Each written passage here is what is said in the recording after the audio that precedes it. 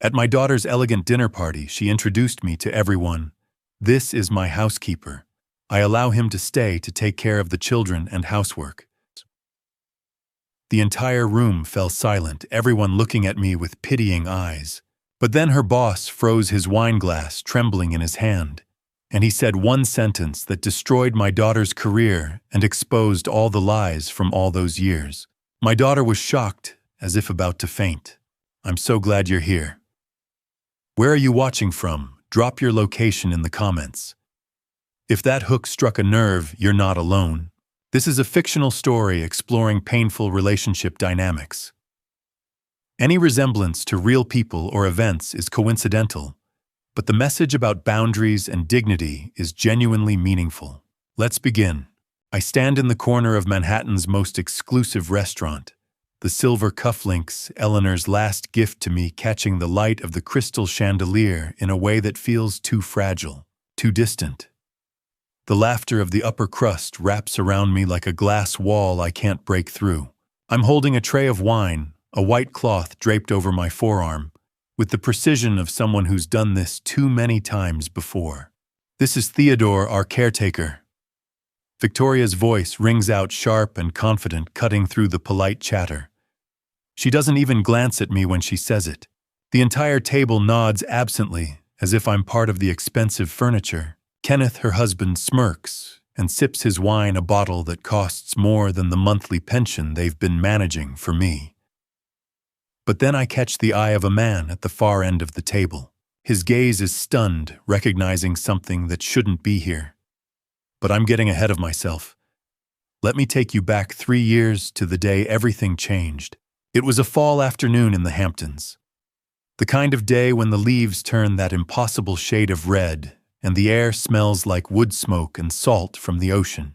Eleanor and I were walking through the garden behind our estate, the one we'd designed together 25 years ago, back when we were just 2 kids with a drafting table and a dream. She stopped to admire the maples, her hand resting lightly on my arm. "Look at that Theodore," she said softly.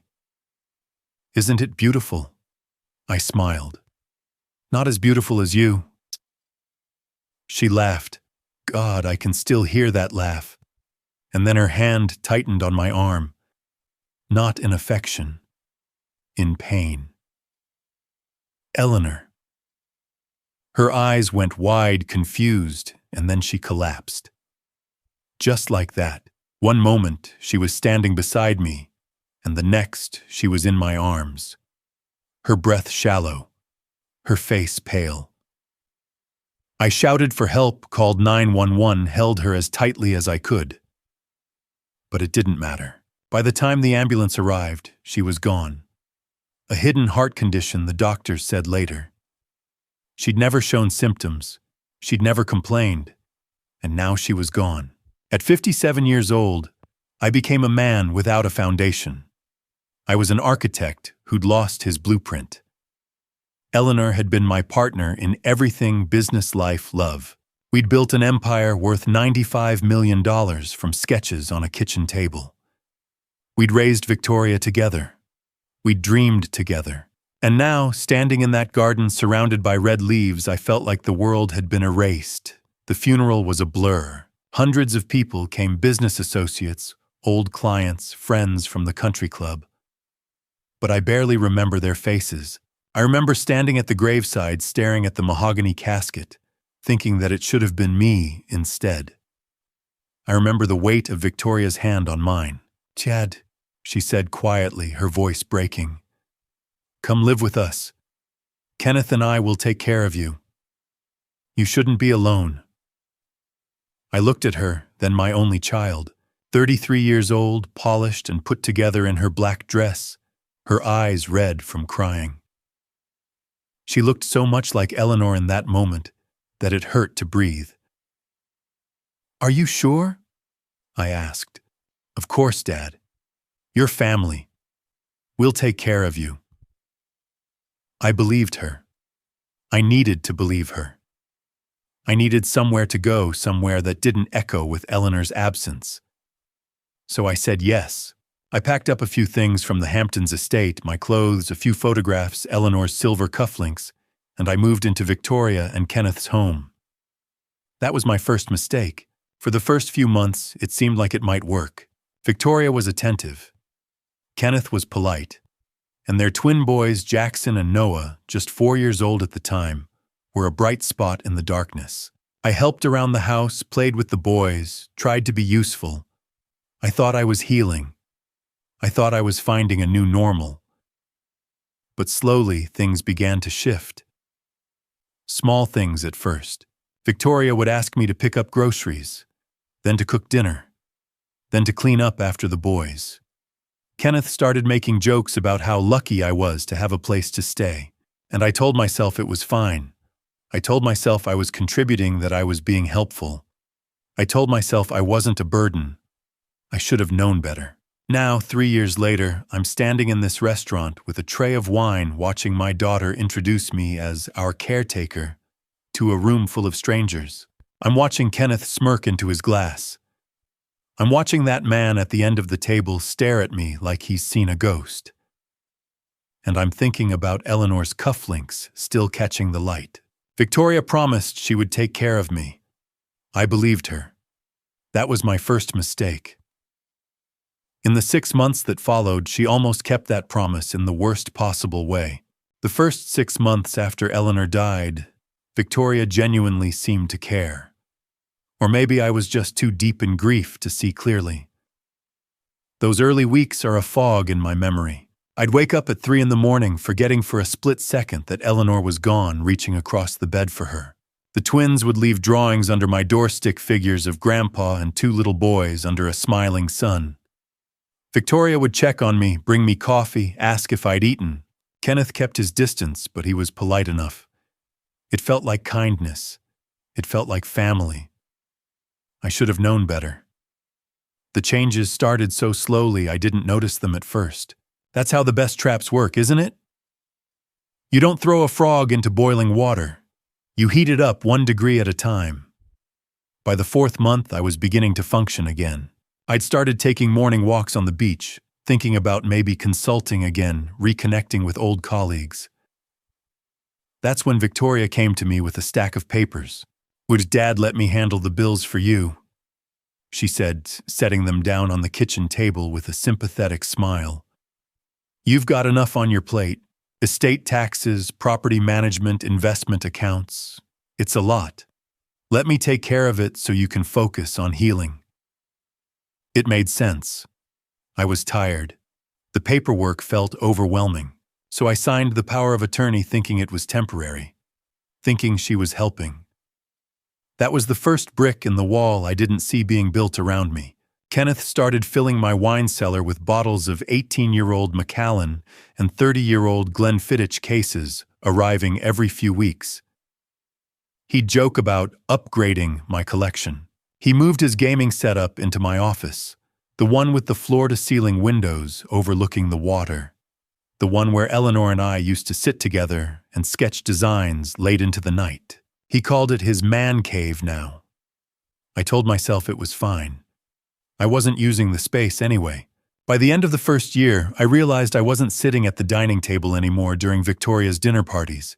I was in the kitchen plating appetizers, refilling wine glasses, loading the dishwasher, while her friends laughed in the other room. When had that started? I couldn't pinpoint the exact moment. It had just happened. "Theodore, could you grab more ice?" "Theodore, the Hendersons are out of wine." "Theodore, the boys need their baths." Never Dad. Always Theodore. Like I was staff. By year 2, I'd become invisible in my own home. I was doing laundry, scrubbing floors, driving Jackson and Noah to soccer practice and piano lessons. Victoria's friends would walk past me in the hallway and not make eye contact, as if acknowledging me would be uncomfortable. I was part of the furniture, useful but unremarkable. One afternoon, I found all of my things, photographs, Eleanor's jewelry box, my architectural awards, packed into boxes in the garage.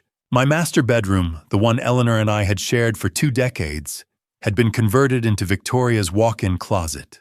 Racks of designer clothes, shelves of shoes, a vanity mirror with lights like a Hollywood dressing room. Oh, we needed more space, Victoria said when I asked. You don't mind, do you? You're barely using that attic room anyway. The attic room. The small guest bedroom with the slanted ceiling and the single window that overlooked the driveway. That's where I was now. Not the master suite. Not even a proper guest room. The attic. I stood there staring at rows of Chanel bags and Louboutin heels where my bed used to be, and I felt something inside me crack. Not break. Not yet.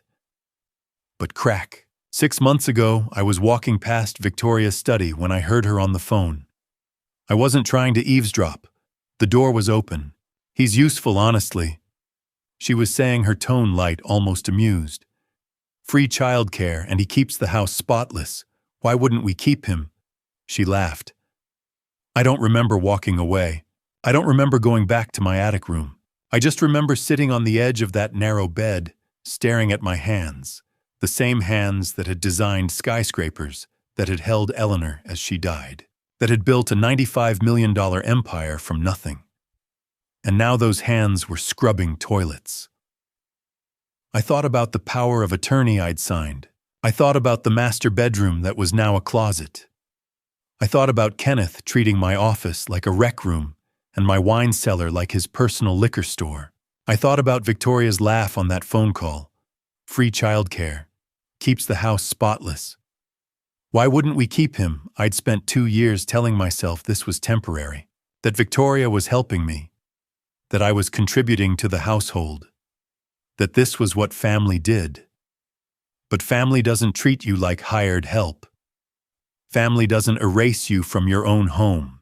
Family doesn't laugh about keeping you around because you're useful. I stood up and walked downstairs. The house was quiet. Victoria and Kenneth had taken the boys to a birthday party. I walked through the rooms, slowly seeing them as if for the first time.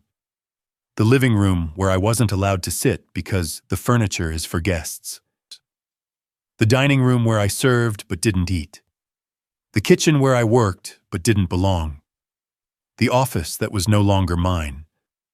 The wine cellar stocked with Kenneth's expensive tastes. The master bedroom. My bedroom, Eleanor's bedroom, transformed into a shrine to Victoria's vanity. I ended up standing in the doorway of that walk-in closet surrounded by designer labels and the faint smell of expensive perfume. This was the room where Eleanor had died in my arms, not literally, but close enough. We'd spent our last nights together here talking about retirement plans, about traveling, about finally slowing down. And now it was full of shoes. I felt my patience worn thin over 2 years of slow erosion finally run dry. It wasn't pain anymore. It was something harder than pain. Clearer. Colder. It was determination. I wasn't going to be the frog in the boiling water anymore. I was going to get out. And when I did, I was going to make sure the people who put me there understood exactly what they'd done. Victoria thought she'd trapped me. She thought I was broken, defeated, too grief-stricken to fight back. She had no idea who I used to be, and she was about to find out. The first time I truly saw what my daughter had become was the night she tried to erase me from the history of my own house. It was a Thursday evening. Victoria was hosting her book club, 8 women from the country club, all designer handbags and expensive highlights, gathered in the living room I'd designed with Eleanor back when Victoria was still in elementary school. I was serving tea and finger sandwiches, moving quietly between the chairs, like a ghost in my own home. Chukitate, this estate is absolutely stunning, Victoria. One of the women said, gesturing at the vaulted ceilings, the custom millwork, the floor-to-ceiling windows that framed the ocean view. Victoria smiled, the gracious hostess. Thank you. Kenneth and I bought it 5 years ago. It needed a lot of work, but we've really made it our own. My hand froze mid-pour, the teapot hovering over Mrs. Henderson's cup. 5 years ago. 5 years ago, Eleanor was still alive. 5 years ago, this house had been ours for 20 years already. I'd designed every inch of it, the curved staircase, the library, with the hidden bar, the sunroom where Eleanor grew orchids. I'd spent 2 years working with contractors, architects, craftsmen to build this place from the ground up. We'd moved in when Victoria was 7 years old, and she was sitting there telling her friends that she and Kenneth had bought it. "Victoria, dear," Mrs. Henderson was saying, "you have such an eye for design." "Oh, I can't take all the credit," Victoria said modestly. "We hired an excellent interior designer. She helped us modernize everything." I looked around the room as if seeing it for the first time. The walls where family photographs used to hang pictures of Eleanor and me at our wedding. Victoria's childhood portraits, snapshots from vacations and holidays, were now covered with oversized abstract paintings. Sterile, impersonal. The mantel where Eleanor's collection of vintage books had sat was now arranged with geometric sculptures and minimalist vases. They hadn't just redecorated. They'd erased us. I set down the teapot carefully and walked out of the room. No one noticed. I stood in the hallway, my back against the wall, trying to steady my breathing. This was my house, my blueprints, my vision. And Victoria was rewriting the story, casting herself as the creator and me as what, a prop, a servant who came with the furniture. That's when I heard Victoria's voice from the foyer. "Yes, that one," she was saying. "It doesn't fit the aesthetic anymore. Can you have your team move it to storage this weekend?" I walked toward the sound and found her standing with a young woman holding an iPad, the interior designer I assumed. They were looking at Eleanor's chair, the velvet armchair in the reading nook by the window, deep burgundy with carved wooden legs and a high back. Eleanor had given it to me for my 50th birthday 6 years before she died. She'd had it custom-made, joked that I needed a throne befitting an architectural king. I'd spent countless evenings in that chair reading, sketching, watching the sunset over the water. "Wait," I said, my voice sharper than I intended.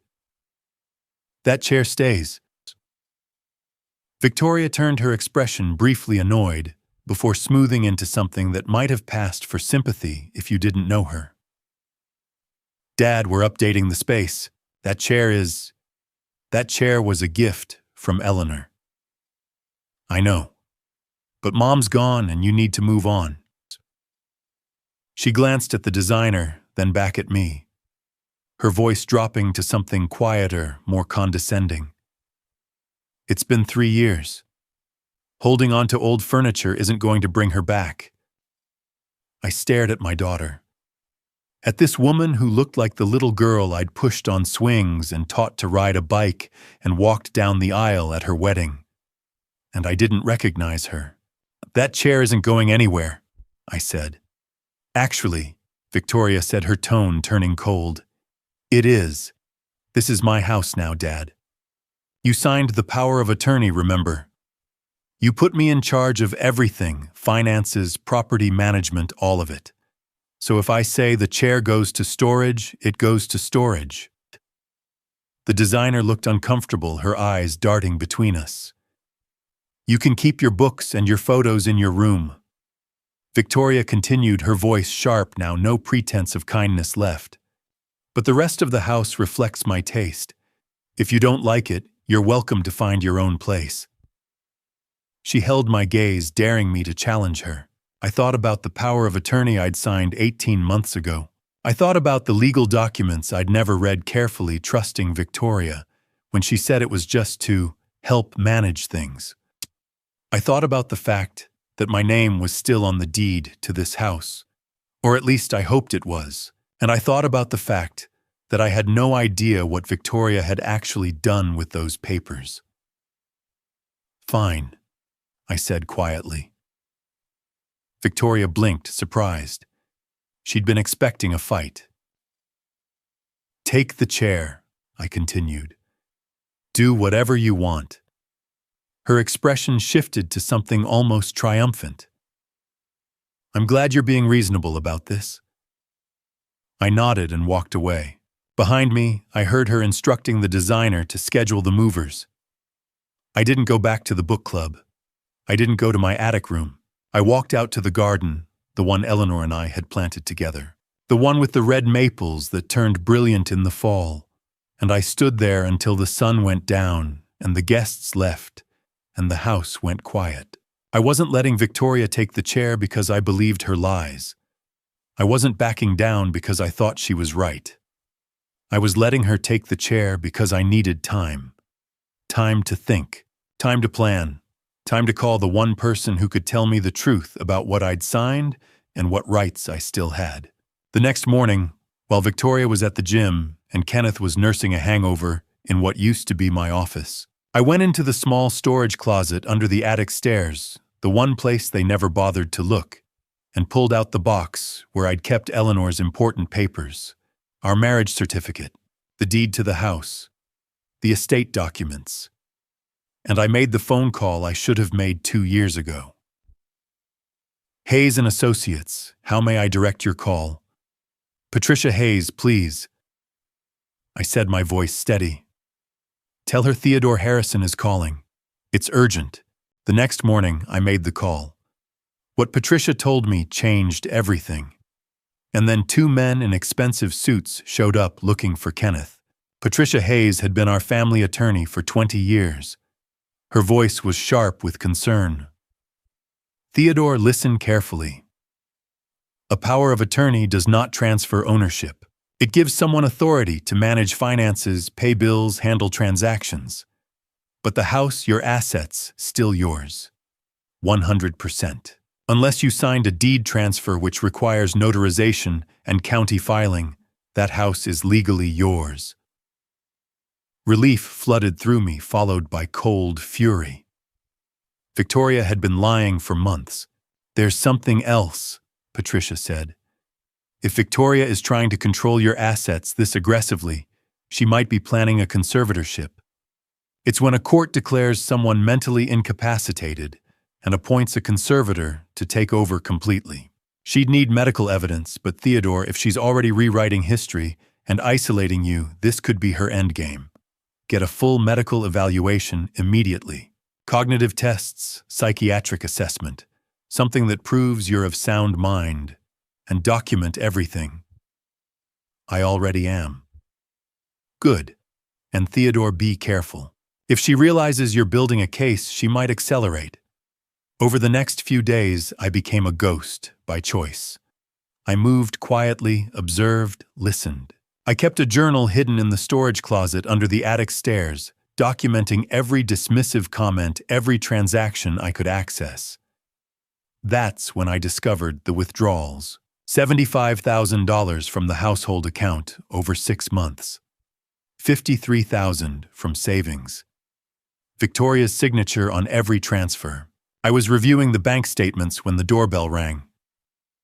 2 men stood on the porch. Mid-40s, tailored suits. They didn't look like salesmen. Good afternoon, the tall one said politely. We're looking for Kenneth. Is he home? Who's asking, friends of Frankie's? The lean one smiled without warmth. Kenneth knows who we are. I heard footsteps behind me. Kenneth had gone pale, frozen on the stairs. Gentlemen, he said, voice tight. This isn't a good time. Frankie thinks it's a great time, the tall one said. 6 months is a long time to wait for $1.5 million. $1.5 million. Kenneth's eyes darted to me. I'm working on it. Tell Frankie I'm working on it. He knows. Nice place, by the way. The lean one glanced at the marble foyer. Maybe sell something. Speed things up. The tall one handed Kenneth a card. 2 weeks. Frankie's generosity has limits. After they left, Kenneth stood gripping the banister, ashen. I closed the door. $1.5 million, I said quietly. How? Poker. Sports betting. His voice was hollow. I thought I could win it back. It got out of control. And Victoria knows. He nodded. She's been using your accounts to pay it down. We've given them $400,000 so far. $400,000. From my money. She told me you'd signed everything over, Kenneth said, voice cracking. That you wanted her to manage it. She lied. To both of us. I saw genuine fear in his eyes. Victoria had him trapped just as surely as she'd trapped me. His cage was built from debt, mine from grief. That night I heard voices downstairs. I crept to the top of the staircase.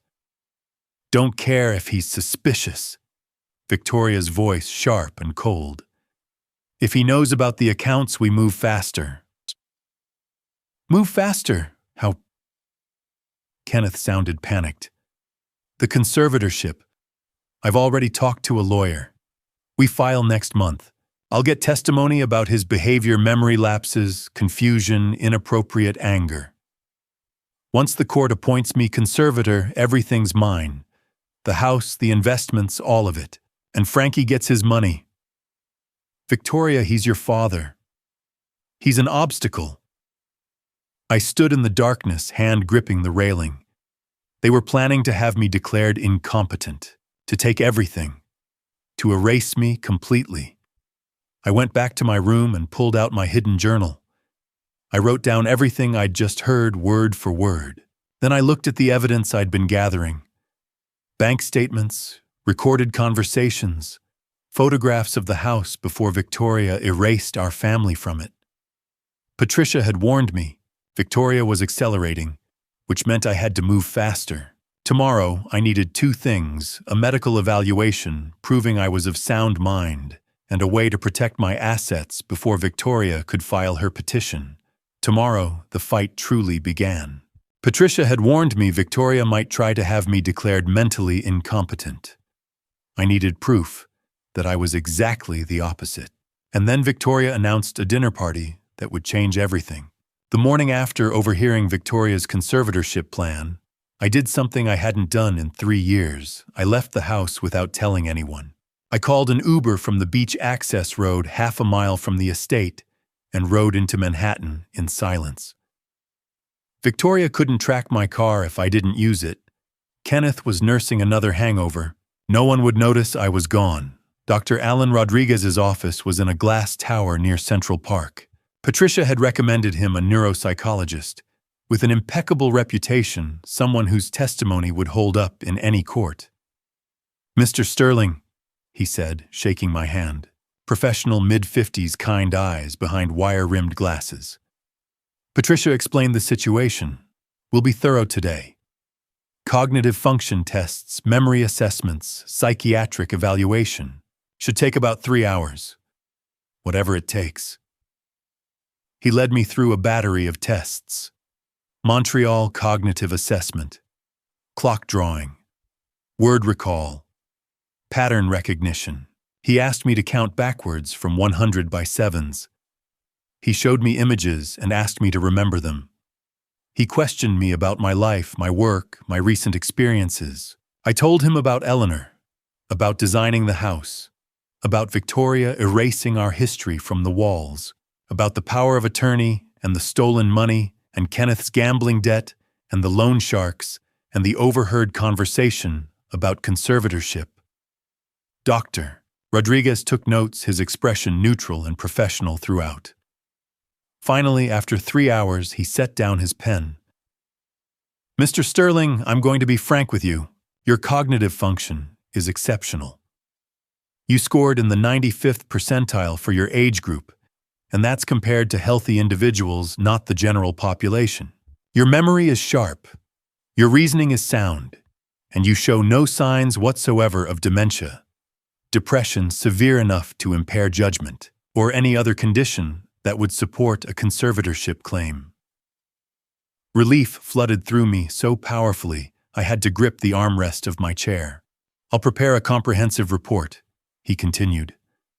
If anyone attempts to question your mental capacity in court, this documentation will be ironclad.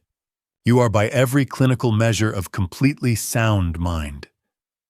Thank you, I managed. Patricia also asked me to note something in my report. He looked at me directly. Antarit, the situation you've described, Isolation, financial exploitation, manipulation by family members. These are classic signs of elder abuse. If this goes to court, that will be documented as well. I left his office with a sealed envelope containing the medical report and walked through Central Park for the first time in years. The fall leaves were turning gold and red. Eleanor would have loved this. I sat on a bench and called Patricia. "I have the report," I said. 95th percentile. No signs of impairment. "Good. That's your legal armor. Keep it somewhere Victoria can't access." "I will. There's something else." I took a breath. Victoria announced she's hosting a dinner party next week. She's trying to impress someone named Charles Morrison. Apparently he's a CEO and she wants an executive VP position at his company. There was a long pause on the other end of the line. "Charles Morrison," Patricia said slowly. "Theodore, do you remember a young architect you mentored about 25 years ago? Brilliant kid, just out of Columbia, worked with you on the Harbor Towers project." The memory hit me like a physical blow. Charles. 24 years old, eager, talented, hungry to learn. I'd spent 2 years teaching him everything I knew: design principles, client management, how to run a firm. He'd called me his mentor, his inspiration. We'd lost touch after I sold my company, and he moved to commercial development, but I remembered him clearly. "That Charles," I said. "That Charles. He's CEO of Morrison Development now, one of the biggest real estate firms on the East Coast. If Victoria is trying to impress him, and she has no idea he knows you." I could hear the calculation in her voice, the same calculation running through my own mind. "Find me his private number," I said. "One Theodore, what are you thinking?" "I'm thinking that Victoria is planning to have me declared incompetent and steal everything I own. I'm thinking she's been systematically erasing me from my own life for 3 years. And I'm thinking that next week she's going to introduce me to her boss as what the caretaker, the help, just like she did at her book club."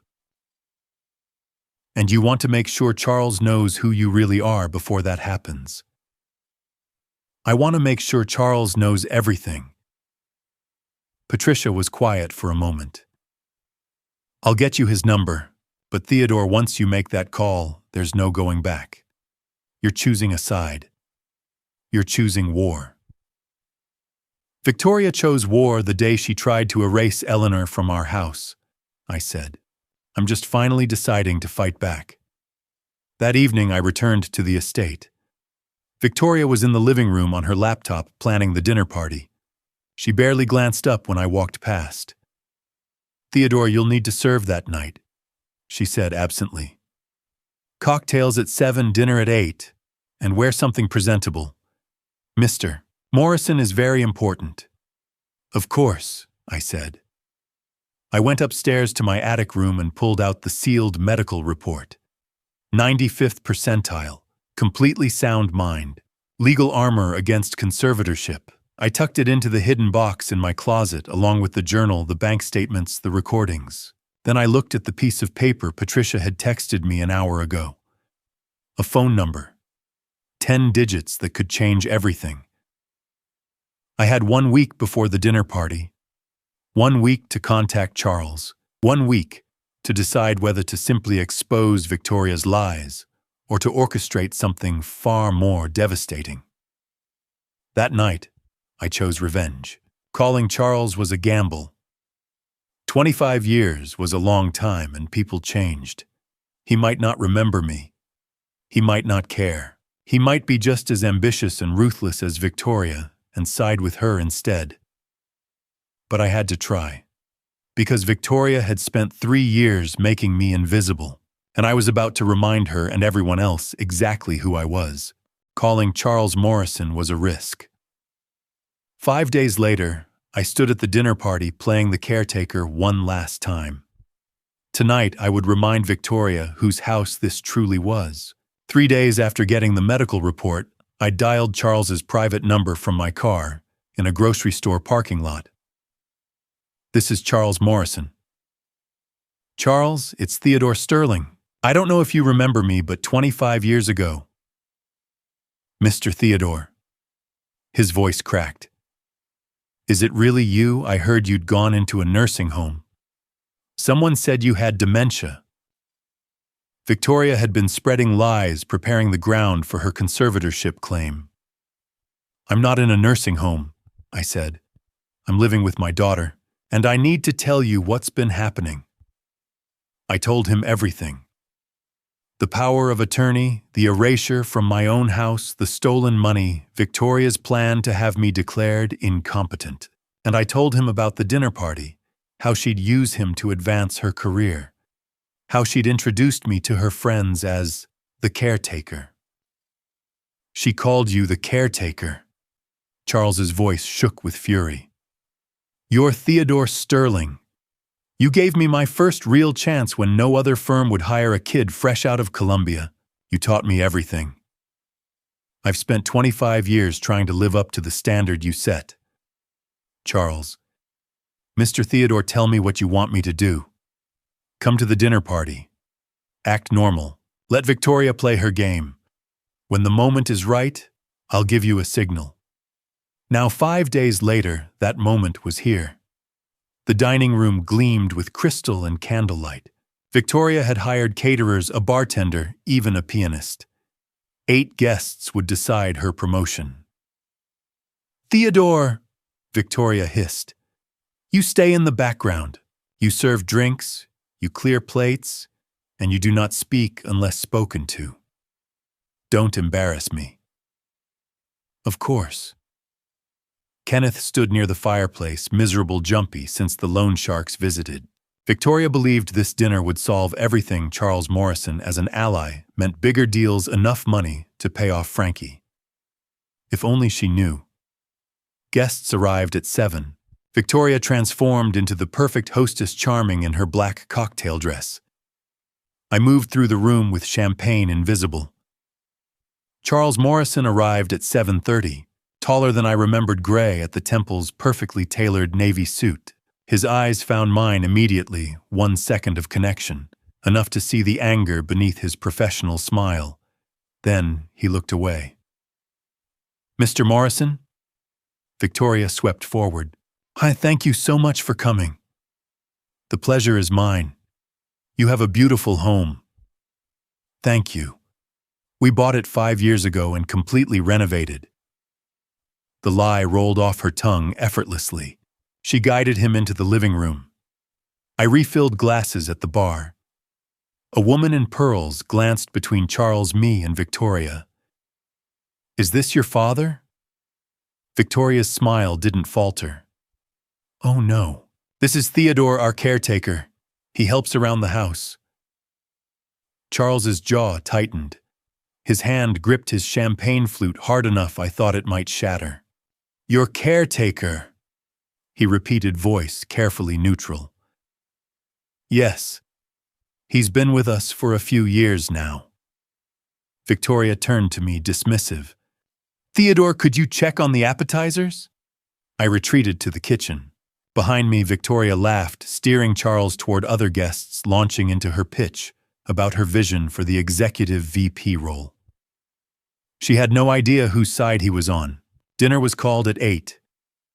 Guests took their seats, Victoria at the head, Charles at her right, as guest of honor Kenneth, across looking pale and anxious. I served the first course, seared scallops. Everyone complimented the food Victoria hadn't cooked. I moved around the table, refilling wine-clearing plates. Charles caught my eye once when I gave the smallest shake. Not yet. Patience. Victoria needed to feel safe, confident, triumphant. She needed to believe she'd won. Dessert was served. Port was poured. Victoria was mid-story about her latest deal when I caught Charles's attention and gave the slightest nod toward the kitchen. He understood. I set down my tray, untied my apron, walked into the kitchen. For the first time in 3 years, I wasn't Theodore the caretaker. I was Theodore Sterling, architect, builder, mentor. I adjusted my tie, smoothed my shirt, took a deep breath. When I walked back into that dining room, everything had changed. Not the room guests still laughing, still holding port glasses, but me. I stood differently, moved differently. I wasn't serving anymore. Charles Morrison saw me first. He set down his glass and rose slowly to his feet. One by one, the other guests noticed conversations trailing off. Victoria looked at Charles, confused. "Mr. Morrison, is something wrong?" Charles smiled. Not the polite professional smile he'd worn all evening. Something warmer. Something real. Charles stood ready to introduce a legend. Victoria had no idea what was coming. The next 60 seconds would shatter everything. If you're still here, drop a 5 below. Quick note, this story includes fictional elements for dramatic impact. If that's not your thing, feel free to leave. Otherwise, let's watch Victoria's world collapse. Charles Morrison stood with his wine-glass voice carrying across the silent dining room. Before we go any further, I want to introduce everyone to a legend. He gestured toward me. This is Theodore Sterling, and what Victoria hasn't told you is that 25 years ago, this man gave me my first real chance in architecture when no other firm would. He's not a caretaker. He's one of the most brilliant architects of his generation. He designed the Harbor Towers, the Riverside Complex, and half the skyline you see from this very window. This house we're sitting in, he designed and built it 30 years ago, with his late wife Eleanor. Every head in the room turned toward me. The woman in pearls looked stricken. She'd asked earlier if I was Victoria's father, and accepted the caretaker lie without question. Victoria's face had gone white, but she recovered quickly, forcing a laugh. "Charles, I think there's been some confusion. Dad, you're embarrassing our guests." She turned to the table, smile brittle. "My father sometimes gets a little confused. I call him our caretaker as a term of endearment. He helps around the house and we love having him here."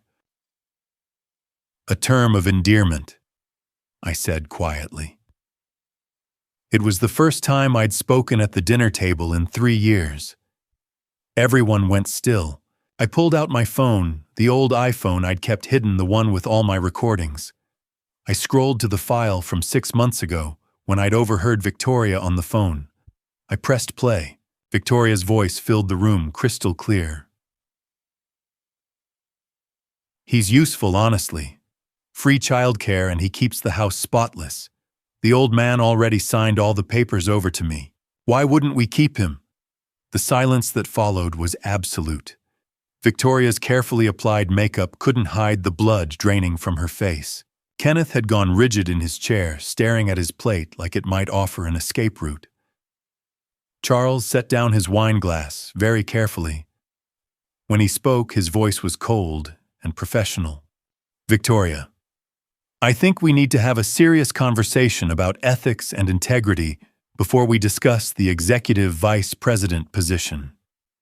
Perhaps we should schedule that for another time, a much later time." The message was clear. She was out of consideration. The dinner party dissolved quickly after that. Guests made awkward excuses, thanked Victoria with forced politeness, and left. A few gave me sympathetic looks as they passed. The woman in pearls stopped and said quietly, "I'm so sorry. I should have known." Kenneth disappeared, probably to his man cave, with a bottle of expensive whiskey. Charles was the last to leave. He shook my hand at the door. "Mr. Theodore, if you need anything legal, support, a place to stay, anything, you call me." "Thank you, Charles. I mean it. You changed my life. It's time I return the favor." After he left, the house was silent. I stood in the foyer, still holding the phone with the recording. I'd won. Victoria's lies had been exposed in front of the one person whose opinion mattered most for her career. Charles Morrison would spread the word through the industry. Her reputation was destroyed. I should have felt triumphant. Instead, I felt a cold dread settling in my stomach. "You've destroyed me?" Victoria's scream echoed from the living room. I turned to find her standing there, mascara streaked down her face, shaking with rage. "Do you have any idea what you've just done? That was my career, my future, everything I've worked for." "Everything you've worked for," I said quietly. "Or everything you've stolen. I gave you a home, I took care of you when Mom died. You made me your servant. You erased me from my own house. You tried to steal everything Eleanor and I built. It should have been mine," she shouted. "You were too grief-stricken to manage it. Someone had to take control." "So you did, with lies and manipulation, and... You want to talk about lies?" Victoria's voice dropped to something cold and dangerous. "Fine. Let's talk about consequences. If you continue down this path, if you keep fighting me, I will make sure you never see Jackson and Noah again." My blood went cold. "That's right." She smiled, but there was nothing warm in it. "I'll take them across the country. California, maybe, or Oregon.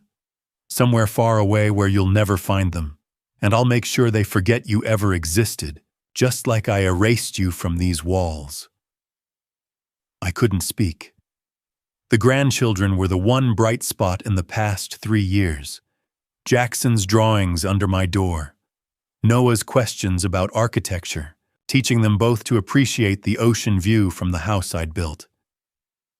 "You're using children as weapons," I said, voice barely steady. "I'm protecting my family from a bitter old man who's trying to destroy their mother." Victoria's tone turned calculating. "That's what I'll tell the court anyway. And who do you think they'll believe, the successful executive with young children to protect, or the elderly father with documented concerns about his mental state?" She turned and walked away, heels clicking on the marble floor. "Think about that before you make your next move, Dad." I stood alone in the foyer of the house I'd designed, victory ashes in my mouth. I'd exposed Victoria's lies, but she'd revealed her nuclear option, my grandchildren, and the threat of conservatorship dressed up as concern for her children's welfare. That night, I lay in my narrow attic bed, staring at the ceiling.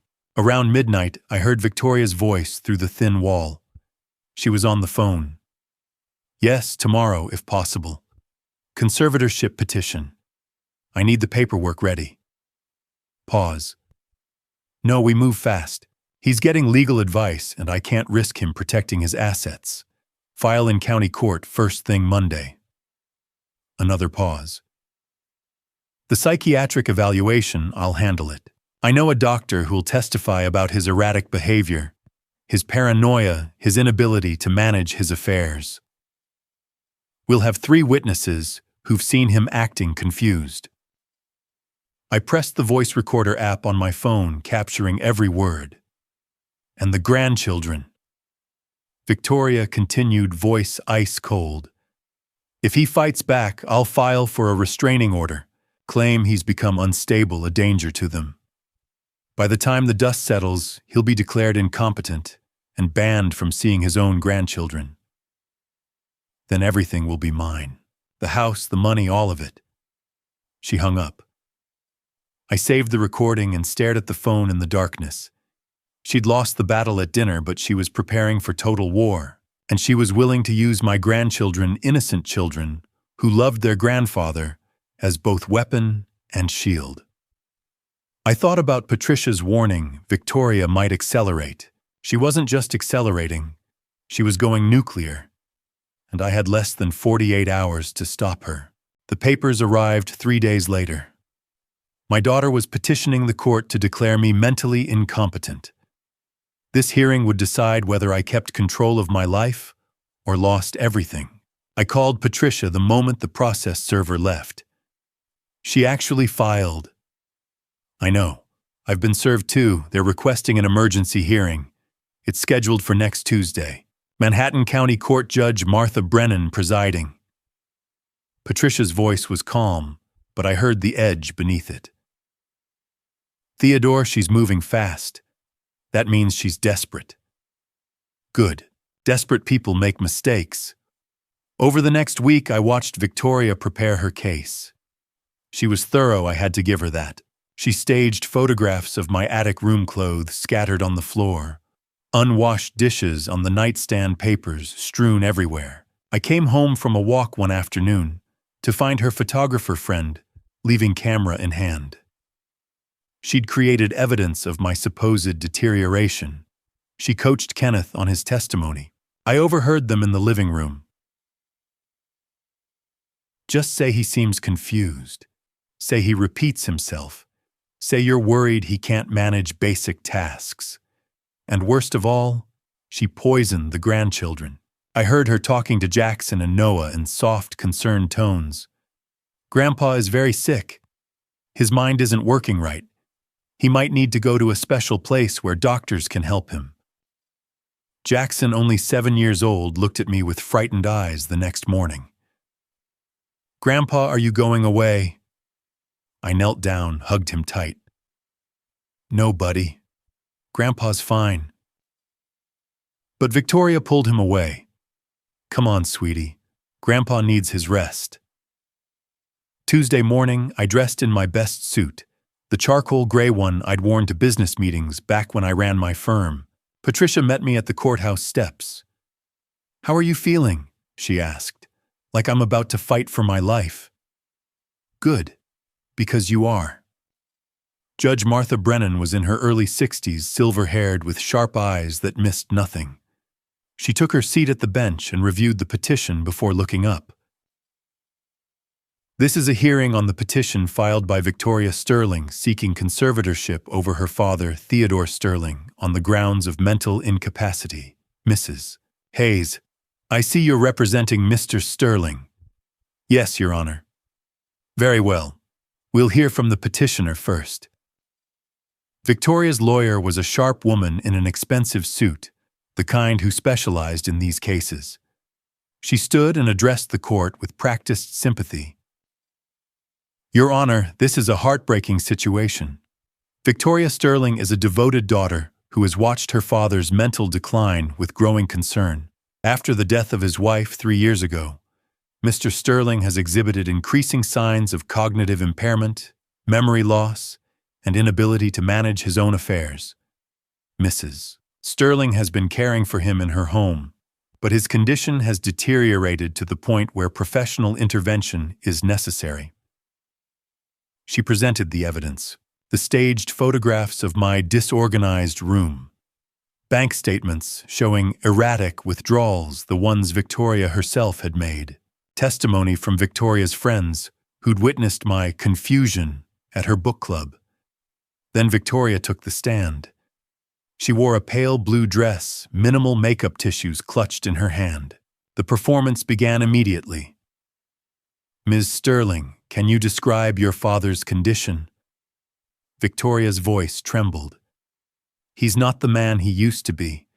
After my mother died, he just broke. He forgets things constantly. Simple things like where he put his keys, what day it is. Last month, he left the stove on and nearly started a fire. I'm terrified something terrible will happen. A complete lie. There had been no fire, no incident, but she delivered it with such conviction that I saw the judge's expression soften slightly. He gets confused about people, Victoria continued, dabbing her eyes.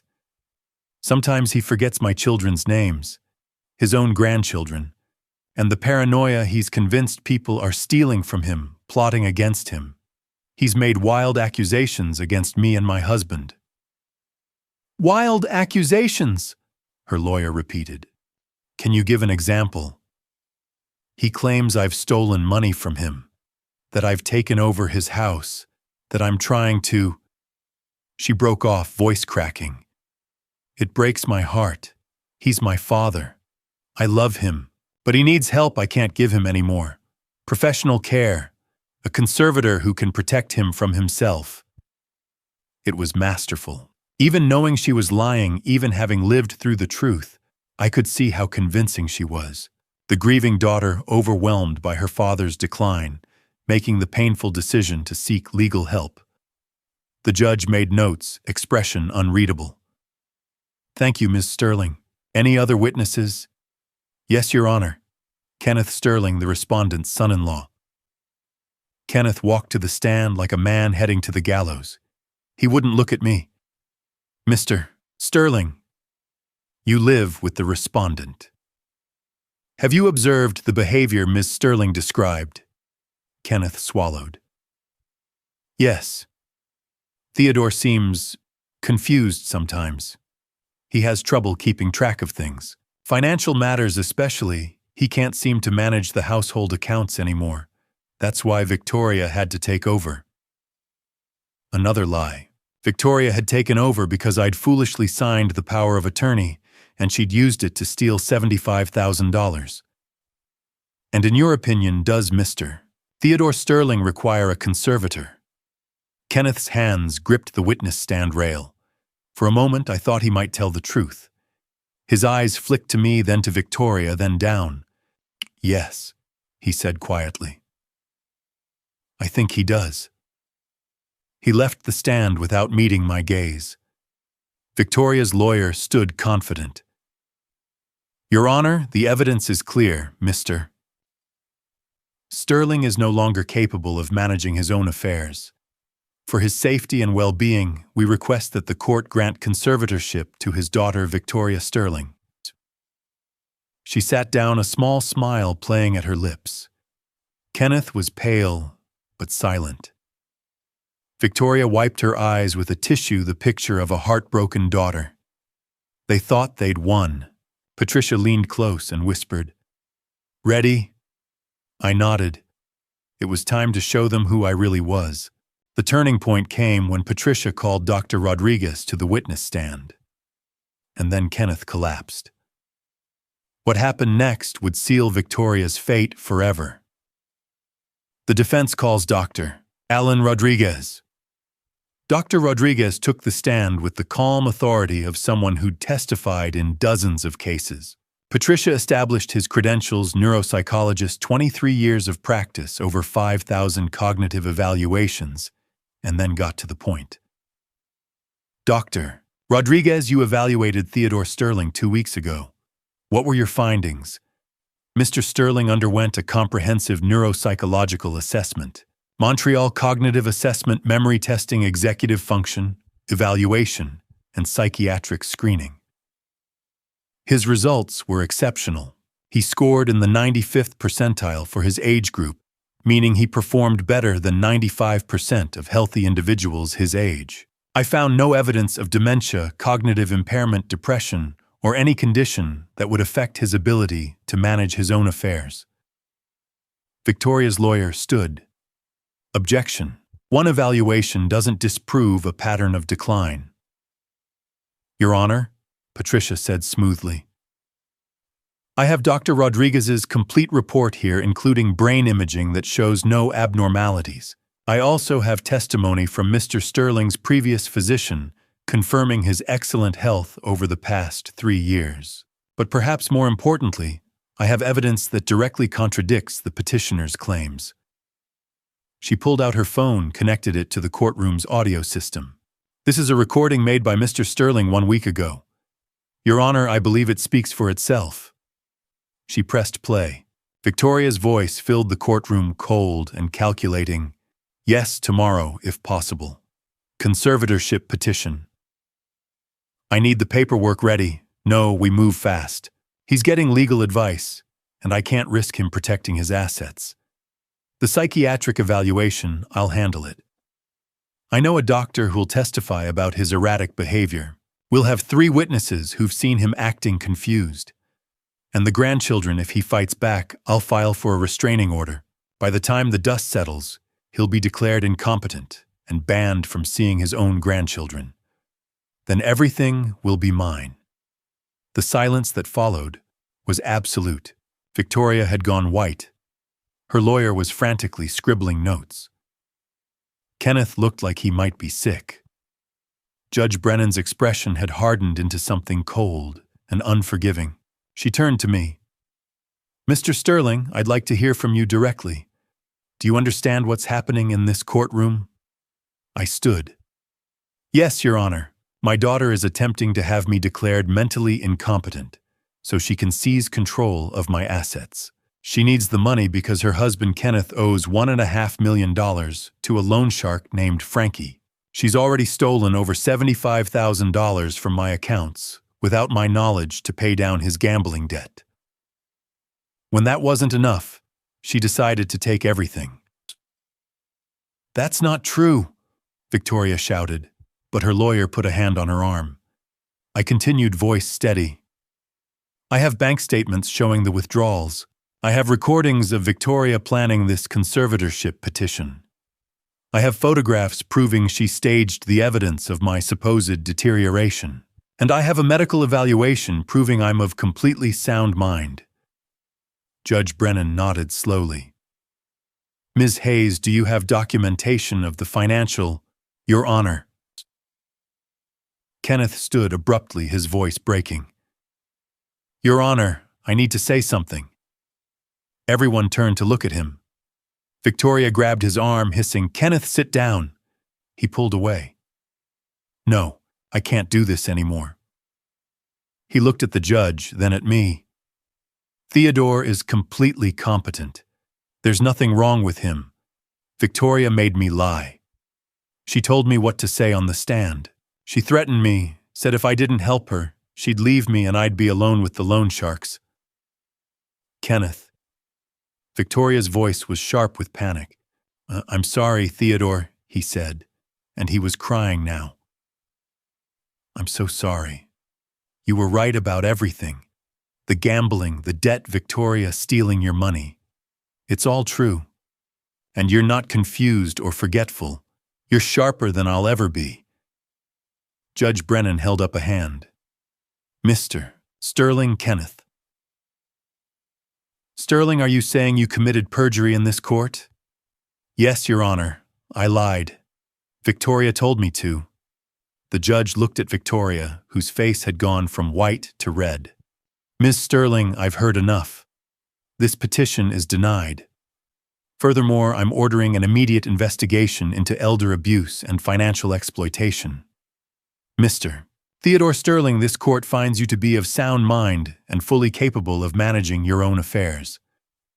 She turned to Victoria. Miss Sterling, I'm issuing a temporary order requiring you to vacate Mr. Sterling's property within 72 hours. You are not to remove any items except personal belongings. You are not to access his financial accounts. A full accounting of all transactions will be provided to the district attorney's office for review. Victoria stood shaking. This is insane. You're believing lies. Ms. Sterling, I suggest you speak with your attorney before you say anything else that might incriminate you further. We're adjourned. The gavel came down. Victoria grabbed Jackson and Noah, who'd been waiting in the hallway with a nanny. She didn't look at me as she pushed past the boys, confused and frightened. Mom, what's happening? Jackson asked. We're leaving, now. At the courthouse steps, she finally turned back. Her makeup was ruined, her expensive suit wrinkled. You won, Dad. Congratulations. I hope you're happy in that house, because you're going to die alone in it. She loaded the boys into her car and drove away. I stood there on the courthouse steps in my charcoal gray suit, watching the car disappear down the street. Patricia stood beside me. You won, she said quietly. Yeah. Theodore, you got your house back. Your assets are protected. Victoria's lies are exposed. I know. Then why do you look like you just lost? I thought about Jackson's frightened eyes, about Noah asking what was happening, about 2 7-year-old boys being torn away from their grandfather because their mother had chosen greed over love. That evening I walked through the empty house. Victoria and Kenneth had cleared out their things in a rush, leaving closet doors open and drawers half-emptied. The master bedroom was mine again. The office was mine. The wine cellar, the living room, the garden, all of it mine. I stood in Eleanor's reading nook, looking at the empty space where her velvet chair used to be, Patricia had gotten it back from storage, and it would be returned tomorrow. I'd won.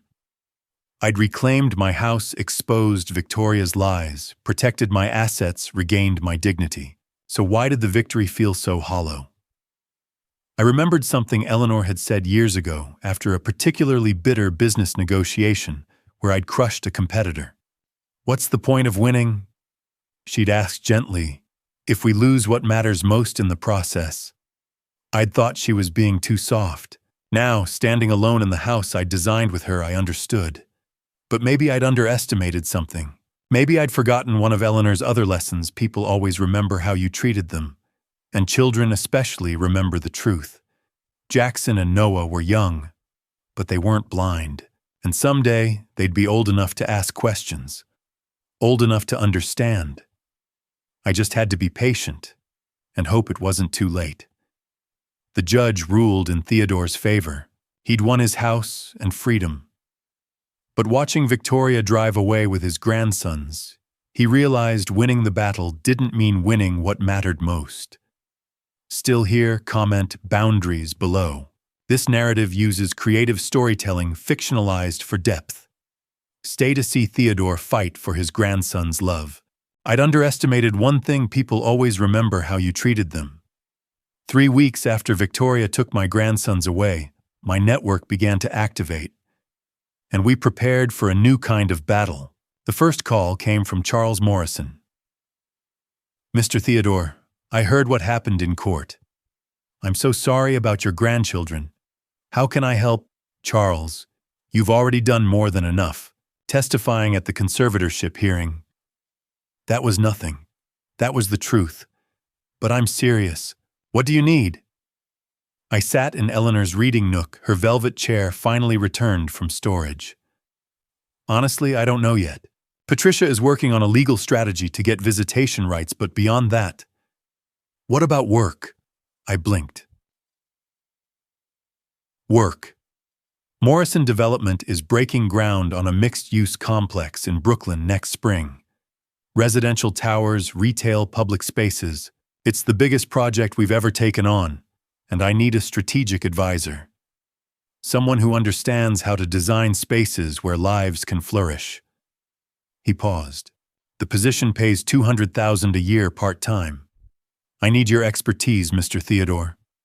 This isn't charity. This is business." My throat tightened. For 3 years, I'd been treated as incompetent, useless, a burden, and Charles was offering me meaningful work. Respect. "I accept," I said quietly. "When do I start?" "Next Monday." "Welcome back, Mr. Theodore." Patricia called that afternoon with her own news. "I'm filing a petition for grandparent visitation rights. Under New York law, if you can demonstrate a substantial existing relationship with the children and show that visitation is in their best interest, the court can grant it even over a parent's objection. Can we win? You've been a consistent presence in Jackson and Noah's lives for 7 years. You lived with them, cared for them, formed bonds. The conservatorship hearing proved Victoria was manipulative and dishonest. Yes, Theodore, I think we can win. The hearing is scheduled for 2 weeks from today." 2 weeks. 14 days to build a case that would bring my grandsons back into my life. That evening, James Sullivan called with his report. "Found her. She's renting a 2-bedroom condo in Jersey City. Been there 3 weeks. Neighbors say she keeps to herself. Kenneth's still with her, but he looks rough, drinking heavily from what I can tell. And Theodore. She's in financial trouble. Maxed out 2 credit cards already. No job prospects. Word's gotten around about the conservatorship case. How much trouble? Enough that she's going to be desperate soon. Desperate people make mistakes." I filed that information away. The next day, Daniel Foster showed up at my door. We'd worked together 30 years ago before I started my own firm. He'd gone on to design museums and cultural centers, won awards I'd only dreamed of. "Theodore," he said, pulling me into a hug. "The architecture community has been looking for you. We thought you'd retired to Florida or something. Long story. I heard parts of it. Your daughter. He shook his head. I'm sorry. But listen, there's a reason I'm here. The Architecture Institute wants to honor you with the Lifetime Achievement Award at the Spring Gala. They've been trying to reach you for months. I stared at him. The Lifetime Achievement Award. You designed some of the most iconic buildings on the East Coast. You mentored a generation of architects, including Charles Morrison. The Harbor Towers project changed how we think about residential design. Theodore, you didn't just build buildings. You built a legacy, and we haven't forgotten. Diaz, after he left, I stood in the foyer of the house I'd designed, looking at the curved staircase, the custom millwork, the windows that framed the ocean view. Victoria had tried to erase me from this house, from my own history. She'd isolated me, made me invisible. But she couldn't erase 40 years of work. She couldn't erase the respect I'd earned, the relationships I'd built, the reputation I'd spent a lifetime creating. Charles was giving me work. Patricia was fighting for my rights. James was gathering intelligence. Daniel was restoring my professional legacy. And somewhere buried beneath Victoria's lies and manipulation, 2 7-year-old boys remembered their grandfather who taught them to appreciate beautiful things. I wasn't fighting alone anymore. Victoria had isolated me once. She'd weaponized my grief, turned my trust against me, tried to steal everything I'd built with Eleanor. She would never get that chance again. In 2 weeks, we'd face each other in court. This time, the battle wasn't about money or houses or conservatorships. It was about Jackson and Noah, about giving them back their grandfather, about proving that love and integrity matter more than manipulation and lies. And this time, I wasn't just going to win. I was going to make sure my grandsons knew the truth about who their mother was and who I'd always been. 2 weeks later, I sat across from Victoria in a New Jersey courtroom. This time, I wasn't defending myself. I was fighting for my grandsons. Judge Raymond Torres was younger than Judge Brennan, perhaps, in his early 50s, with kind eyes that suggested he'd seen too many families torn apart by spite. He reviewed the petition, then looked at Patricia. Ms. Hayes, you're seeking visitation rights for your client, Mr. Sterling, with his grandsons Jackson and Noah. Yes, Your Honor. Mr. Sterling maintained a consistent, loving relationship with his grandchildren for 7 years until his daughter abruptly severed all contact 3 months ago. This wasn't done for the children's benefit. It was done to punish Mr. Sterling after he successfully defended himself against Miss Sterling's fraudulent conservatorship petition. Victoria's lawyer stood. Your Honor, Ms. Sterling is simply protecting her children from a hostile environment. Her father sued her, humiliated her publicly in court, and has shown nothing but anger and vindictiveness. She can't expose her young sons to that kind of hatred. Judge Torres turned to Victoria. Ms. Sterling, can you explain why you believe your father poses a danger to your children? Victoria's voice was steady, practiced. He's changed, Your Honor. After the conservatorship hearing, he became bitter, angry. I'm afraid of what he might say to my boys, how he might turn them against me. I'm their mother. I have to protect them. Patricia stood. Your Honor, may I present evidence? She laid out bank statements showing the $400,000 Victoria had stolen. She presented James Sullivan's report, documenting Victoria's maxed-out credit cards and mounting debts. She showed the court that Victoria hadn't moved to New Jersey for her children's benefit. She'd fled to escape legal consequences. This isn't about protecting children, Patricia said. This is parental alienation. Miss Sterling is using her sons as weapons to punish their grandfather for refusing to be victimized by her financial exploitation. That's not true. Victoria's composure cracked. I'm doing what's best for my children. Then why? Patricia asked calmly, did you tell Jackson and Noah that their grandfather was dangerous, that he was sick and needed to be sent away? Victoria went pale. They needed to understand. You poisoned their perception of a man who loved them unconditionally for 7 years. Judge Torres held up a hand. Ms. Hayes, do you have additional witnesses? Yes, Your Honor, Kenneth Sterling. Kenneth walked to the stand, looking different from the last time I'd seen him. Sober, clear-eyed. He'd lost weight, and there was something resolved in his posture. Mr. Sterling, you're the children's father and Miss Sterling's husband. What's your testimony regarding Mr. Theodore Sterling's relationship with his grandchildren? Kenneth didn't hesitate. Theodore is an excellent grandfather. He was patient, kind, always present. He taught the boys about architecture, took them to the beach, read to them every night. They adored him. He looked at Victoria, then away. My wife used the children as bargaining chips. When Theodore won the conservatorship case, she told Jackson and Noah that their grandfather was dangerous, that he was sick, that they couldn't see him anymore. It was a lie. All of it. Why are you testifying against your wife?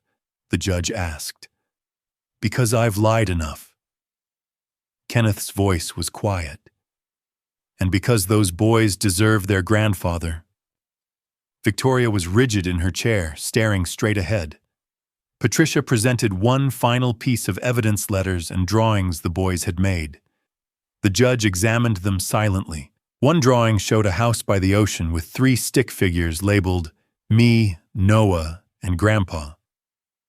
Jackson had written in careful 7-year-old handwriting, I miss Grandpa. Why can't I see him anymore?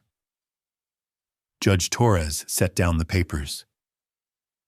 I've heard enough. Ms. Sterling, your testimony that your father is dangerous or vindictive is not supported by any evidence.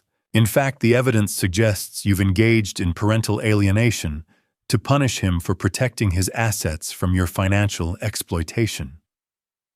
He turned to me. Mr. Sterling, the court grants you visitation rights. 2 afternoons per week and alternating holidays. First visit will be supervised, subsequent visits at your discretion. These children deserve to maintain a relationship with their grandfather. The gavel came down. Victoria didn't look at me as we filed out of the courtroom. In the hallway, she grabbed my arm, her grip tight. They'll hate you, she hissed.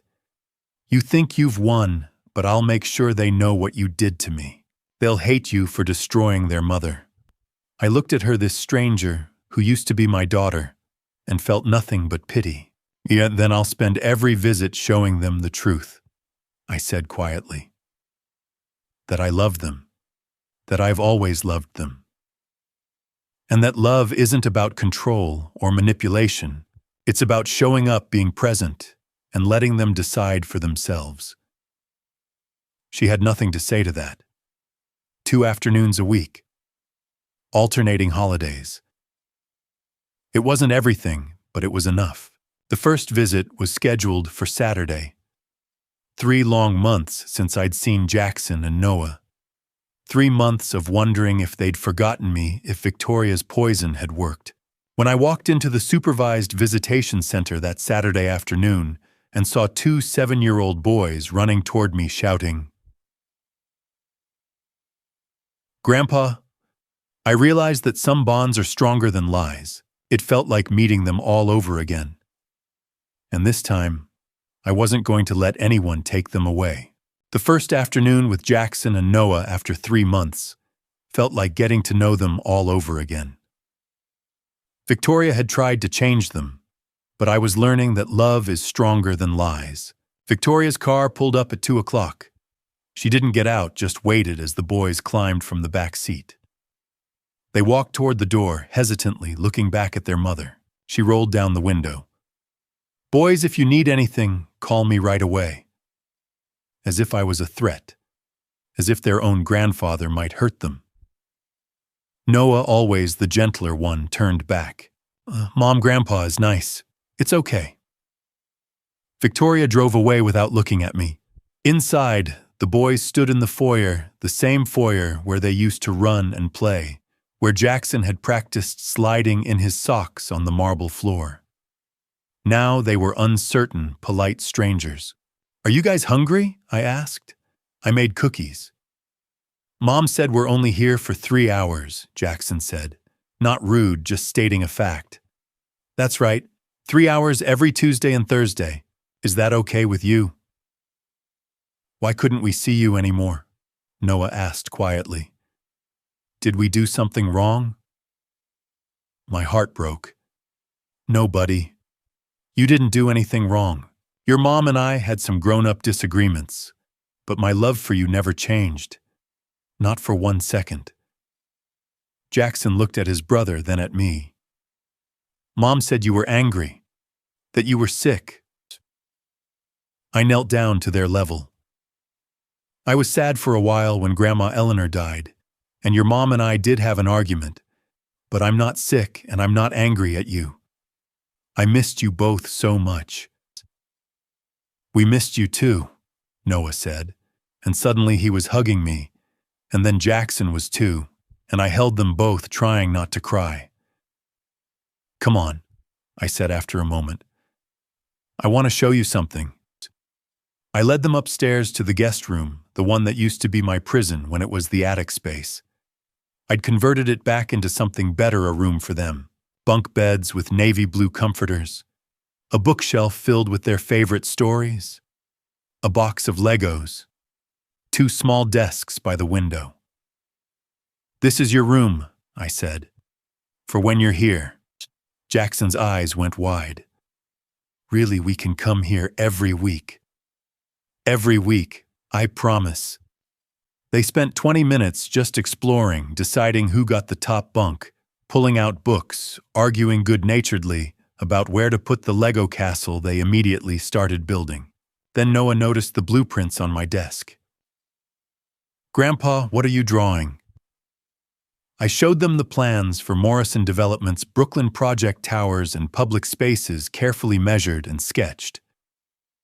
"I'm working again, helping design buildings." "Can we help?" Jackson asked. So we spent the next 2 hours drawing together. I gave them graph paper, and pencils showed them how to sketch a simple floor plan, how to think about where windows should go, how to design a room that felt welcoming. They drew houses with crooked lines and impossible proportions, and I praised every single one. When Victoria's car pulled up at 5 o'clock, Noah looked at me. "Do we have to go?" "For now, but you'll be back on Thursday." "Promise. Promise." They hugged me goodbye, real hugs, not the hesitant ones from earlier, and ran to the car. That night my phone buzzed, a text from Victoria's number. "Today was so fun. Can we really come back next week, Jackson?" He'd snuck his mother's phone. I typed back, "Absolutely. Every week, I promise." "Good. We missed you." I sat in Eleanor's reading nook, her photo on the side table, and let myself feel something I hadn't felt in months. Hope. The healing would take time. Victoria's poison hadn't completely worn off. The boys were still cautious, still caught between their mother's lies and their own memories of who I'd always been. But today, they'd chosen to believe in me. They'd chosen to draw pictures and build Legos and ask if they could come back. And that was enough. For now, it was enough. 6 weeks after that first visit, I stood backstage at the National Architecture Awards. 500 industry leaders filled the ballroom, ready to honor my career. And in the front row, the 2 most important people were waiting. Daniel Foster found me adjusting my bow tie. Nervous, terrified. I admitted. He smiled. "Don't be. Everyone out there has been waiting for you to come back. You belong here, Theodore. You always did." Then I heard a familiar voice. "Mr. Sterling." I turned. Kenneth stood there looking healthier than I'd seen him in years, sober, clear-eyed, wearing a suit that actually fit. And beside him, in matching navy suits, with tiny bow ties, were Jackson and Noah. How did you?" The boys wanted to see their grandpa get honored, Kenneth said quietly. They asked if they could come. I figured, well, Victoria doesn't know we're here. She thinks they're at a friend's birthday party. Jackson ran forward and hugged me. Grandpa, you look fancy. So do you, buddy. I looked at Kenneth. Thank you. It's the least I could do. He squeezed my shoulder. You deserve this. All of it. The ceremony began. I watched from backstage as awards were presented: Young Architect of the Year, Sustainable Design, Innovative Residential Spaces. And then Charles Morrison walked to the podium.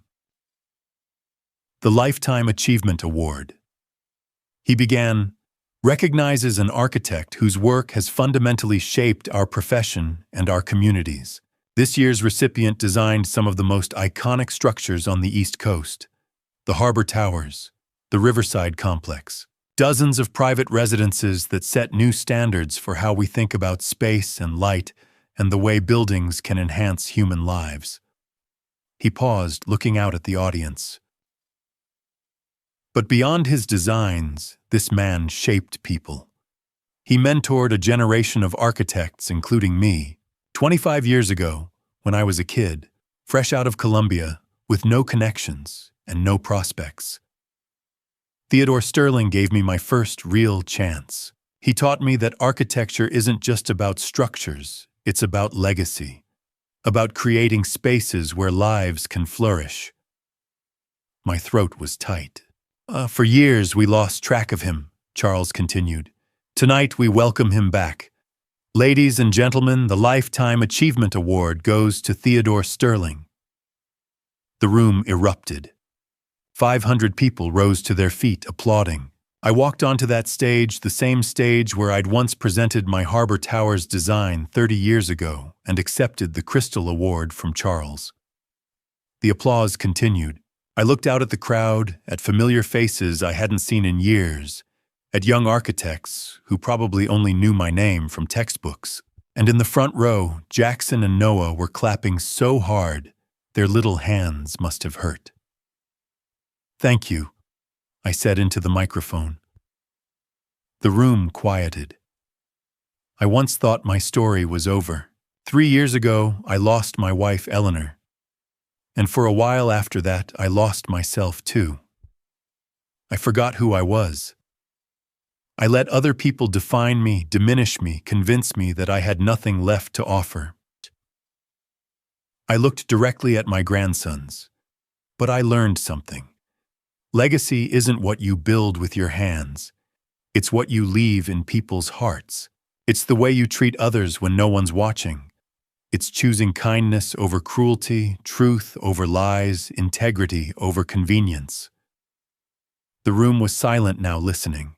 To every young architect here tonight, don't let anyone make you forget who you are. Your worth isn't determined by your last project or your current circumstance.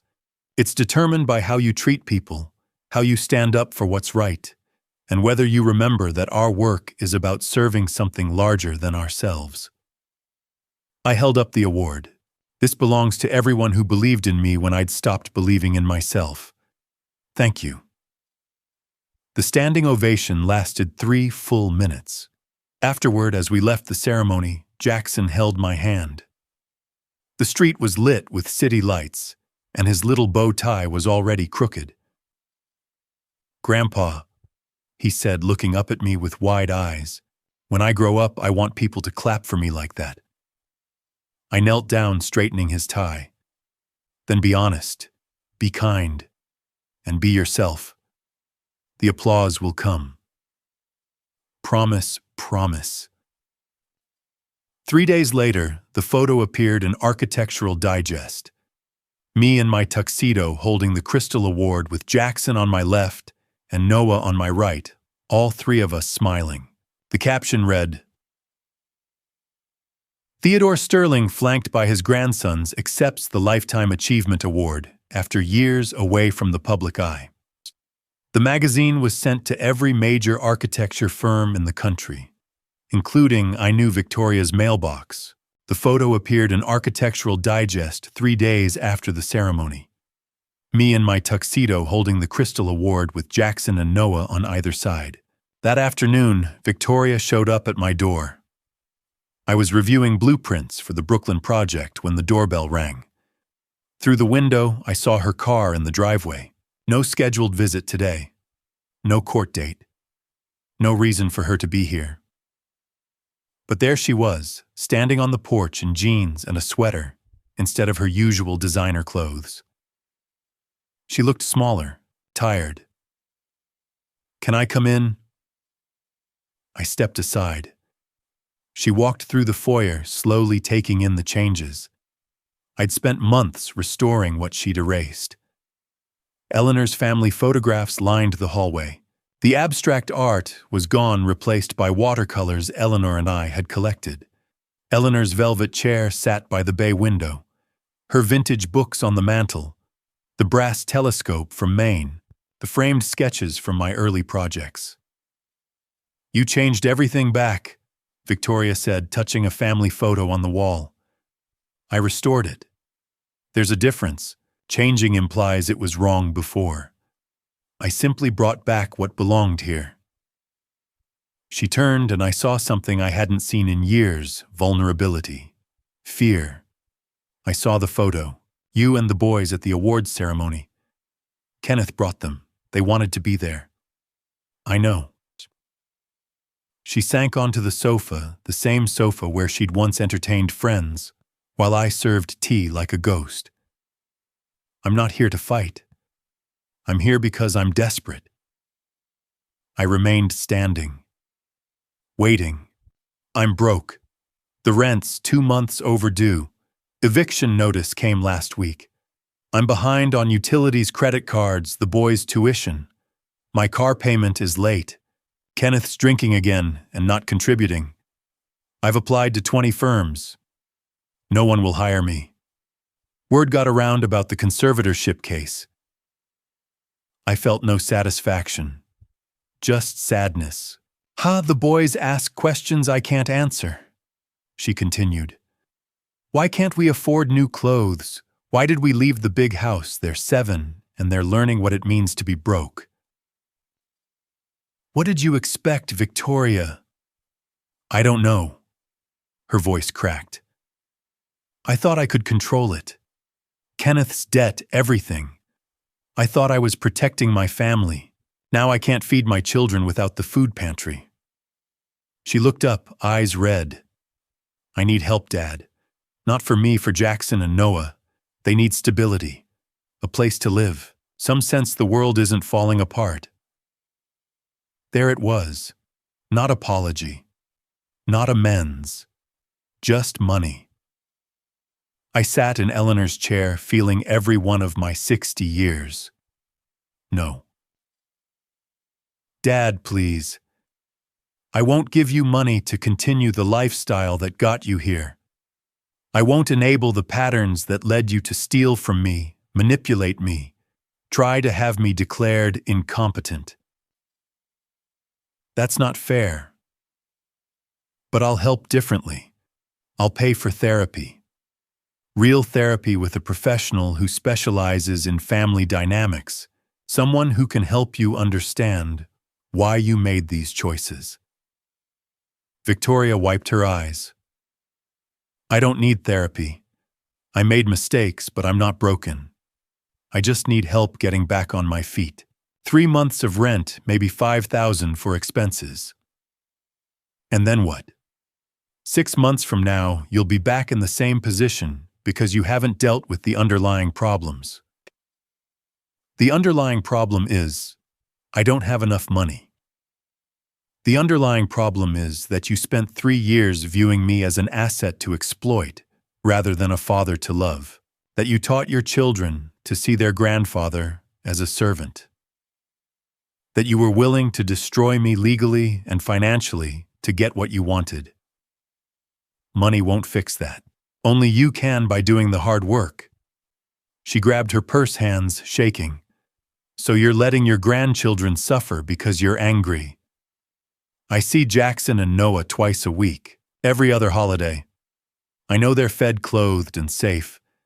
If they weren't, Patricia Hayes would have emergency custody papers filed in 24 hours. I stood. You're not using them as leverage anymore. That doesn't work. I love those boys, and that's why I won't give you money that teaches them the wrong lessons about consequences. She stared at me, and I watched the calculation behind her eyes, searching for another angle. Then I saw the moment she realized she had nothing. No house to threaten, no assets to steal, no legal avenue left. Just herself and the consequences she'd been running from. "I'm your daughter," she said, voice breaking. "I know. That's why I offered therapy. That's why the door isn't completely closed. But you have to choose to walk through it. You have to do the work. I can't do it for you." She walked toward the door, paused with her hand on the handle. "The boys ask about you constantly, every day. When do we see Grandpa? Can we go to Grandpa's house? They talk about the blueprints you show them, the stories you tell." She turned. "I think they love you more than they love me." My heart broke for her then. Not with pity, but with the deep ache of seeing your child lost and not knowing how to bring them home. "That's not true, Victoria. Children don't have finite love to distribute. They just want people who are honest, who show up and mean what they say, who love them without conditions. Like you did. Like I'm trying to do now. Like I wish I'd done better when you were young. Maybe if your mother and I had set better boundaries, been more present instead of focused on the business." I trailed off. "But I can't change the past. I can only try to do better now, and right now that means not enabling your destructive patterns." She opened the door. Cool autumn air swept in, carrying salt from the ocean. "The therapy offer stands," I said. "Whenever you're ready." She walked to her car without answering, got in, and drove away. I stood in the doorway watching until her taillights disappeared the same driveway where I'd watched her leave months ago, screaming that I'd die alone. But this time felt different. Final. No anger, no triumph, just quiet acceptance. She'd had every chance to choose truth over lies, family over greed, growth over stagnation. She'd chosen herself. At the conservatorship hearing, at the visitation hearing, and now when I'd offered real help and she'd asked for cash instead. I closed the door and walked through the house I'd reclaimed. In the evening light, Eleanor's photographs glowed softly. The chair she'd given me sat waiting. The house felt like itself again, like home. I'd done everything I could. Set boundaries, offered real help, protected the grandchildren without weaponizing them. Victoria had made her choice. Now we'd both have to live with it. 6 months would pass before I heard from her again. 6 months after Victoria's desperate visit, I stood on the balcony watching the sunrise paint the ocean gold and pink. The house was quiet, but it wasn't empty anymore. It was filled with the kind of silence that comes from contentment rather than loneliness. And then, on the 6th anniversary of Eleanor's death, a letter arrived. But I'm getting ahead of myself. Let me tell you about those 6 months first. My life had found a rhythm again, not the old rhythm from before Eleanor died, but something new and surprisingly good. I consulted for Morrison Development 3 days a week, reviewing plans for the Brooklyn project, and mentoring the younger architects on Charles's team. On Tuesdays and Thursdays, I taught a seminar at Columbia's architecture school, Designing for Human Flourishing. 22 eager students who reminded me why I'd fallen in love with this profession 40 years ago. The house wasn't a prison anymore. It was a home. I'd hired someone to help with the heavy cleaning, but mostly I took care of it myself. Cooking breakfast in the kitchen where I'd once served Victoria's dinner parties, reading in Eleanor's chair by the window, working at my desk with the ocean view she'd insisted we design the house around. "So you can always see the horizon," she'd said when we were planning this place. So you never forget there's something bigger than whatever problem you're facing. I understood what she meant now. Jackson and Noah's room stayed ready for them. Bunk beds made up with fresh sheets. Art supplies in the closet. The Lego castle they'd started months ago, grown now into an elaborate city that sprawled across the floor.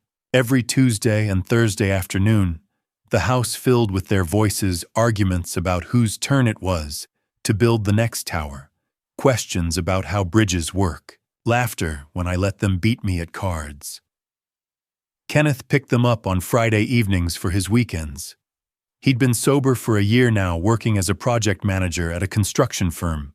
He looked different, clearer, steadier. We'd worked out a 50-50 custody arrangement that seemed to be working. The boys needed their father, and Kenneth was finally becoming the father they needed. "Thank you," he'd said last month, standing in my driveway after dropping off the boys, "for not giving up on them. On me." "You did the hard work yourself," I'd told him. "I just kept the door open." Victoria was still in the New Jersey apartment, struggling financially but managing. She'd found work as an administrative assistant at a small firm, nothing like the executive position she'd dreamed of, but it paid the bills. She hadn't taken me up on the therapy offer. Our communication was minimal, limited to the necessary logistics of the boys' schedules. Terse texts about pickup times and school events. We weren't enemies anymore, but we weren't family either. We were just two people bound by our love for the same children, navigating a careful distance. I'd made peace with that. Some bridges burn too thoroughly to rebuild. Some relationships end not with dramatic closure, but with a quiet, permanent separation. I'd done what I could. The rest was up to her. And then the letter came. It arrived on October 15th, exactly 6 years after Eleanor's death. I'd spent the morning at her grave, bringing fresh flowers and sitting on the bench nearby, telling her about Jackson's newfound interest in engineering and Noah's artistic talent, about the award ceremony, about the life I was building without her. The envelope was waiting on my doorstep when I got home, my name and address in handwriting. I recognized Victoria's careful script, the same penmanship she'd learned in 3rd grade when Eleanor had insisted she practice daily. I sat in Eleanor's chair and opened it. "Dear Dad, I've written this letter 17 times. Each version starts with excuses, explanations, reasons why I did what I did. But the truth is simpler and harder than any explanation. I was wrong. Completely, devastatingly wrong. I destroyed everything good in my life because of greed, because I was too proud to ask for help, because I was too afraid to admit I'd made mistakes. I treated you like an asset instead of my father. I taught my children to disrespect you. I tried to steal the house you and Mom built together. I almost succeeded in having you declared incompetent, when you're one of the sharpest, kindest people I've ever known. There's no fixing what I did. I know that. I'm not writing to ask for forgiveness or money or anything else. I'm writing because today is the anniversary of Mom's death, and I've been thinking about her all day. About how she loved you. About how she taught me to value people over possessions. About how disappointed she'd be in the person I became. I miss her. I miss who I used to be before I let fear and greed turn me into someone I don't recognize. I miss my father. I don't expect a response. I just needed you to know that I'm sorry, and that I understand now what I couldn't see before you were right about everything. Victoria, I read it 3 times. The first time I felt anger, all the old fury at what she'd done, what she'd tried to do, the years she'd stolen. The second time I felt sadness so deep it was hard to breathe. My daughter, my only child, so lost. The third time I felt something unexpected, a tiny, fragile glimmer of hope. I called Patricia. She sent a letter, an apology. What do you want to do? I don't know. Part of me wants to throw it away. Part of me wants to believe people can change. They can, Patricia said carefully. But they have to do the work. and you have to protect yourself while they do. That evening, I wrote back. Just a few lines on my own stationery. Victoria, I received your letter. Thank you for writing it. I can't forget what happened. I won't pretend the past 3 years didn't happen, or that trust can be rebuilt overnight. But I'm willing to watch your actions and see if they match your words. That's all I can offer right now. Dad. 2 days later, my phone buzzed with a text from Victoria's number. I won't disappoint you this time. I promise. I stared at those words for a long time. She'd made promises before, so many promises. But people can change, can't they? They can wake up one day and finally see what they've been too blind or too afraid to see. They can choose differently. 3 months later, Victoria sent another text. Can we meet not at court? Not with lawyers. Just coffee. Just us. I need to tell you something. I stood on the balcony again, watching the winter sun set over the ocean, Eleanor's words echoing in my mind. Always see the horizon. Never forget there's something bigger than whatever problem you're facing. And I typed back, okay. When? We met at a small cafe in Manhattan. Not the kind of place she would have chosen before no Michelin stars. No celebrity chef, just honest coffee and pastries in a neighborhood spot with mismatched chairs and local art on the walls. It was the first real conversation we'd had in over 3 years. I arrived 10 minutes early and chose a table by the window. My hands were steadier than I'd expected, but my heart was racing. Patricia had offered to come with me to wait nearby in case I needed support. I declined. This was something I needed to do alone. Victoria walked in at exactly 2 o'clock. I almost didn't recognize her. The woman who approached my table bore little resemblance to the polished executive who'd hosted dinner parties and manipulated boardrooms. Her hair was pulled back in a simple ponytail. She wore jeans and a navy sweater, no jewelry, except the watch Kenneth had given her years ago. No designer handbag, no expensive shoes. Her face was bare of the careful makeup she used to apply like armor. She looked younger somehow, and terrified. Hi, Dad. Her voice was quiet. Victoria, please sit. We ordered coffee. Neither of us touched the menus.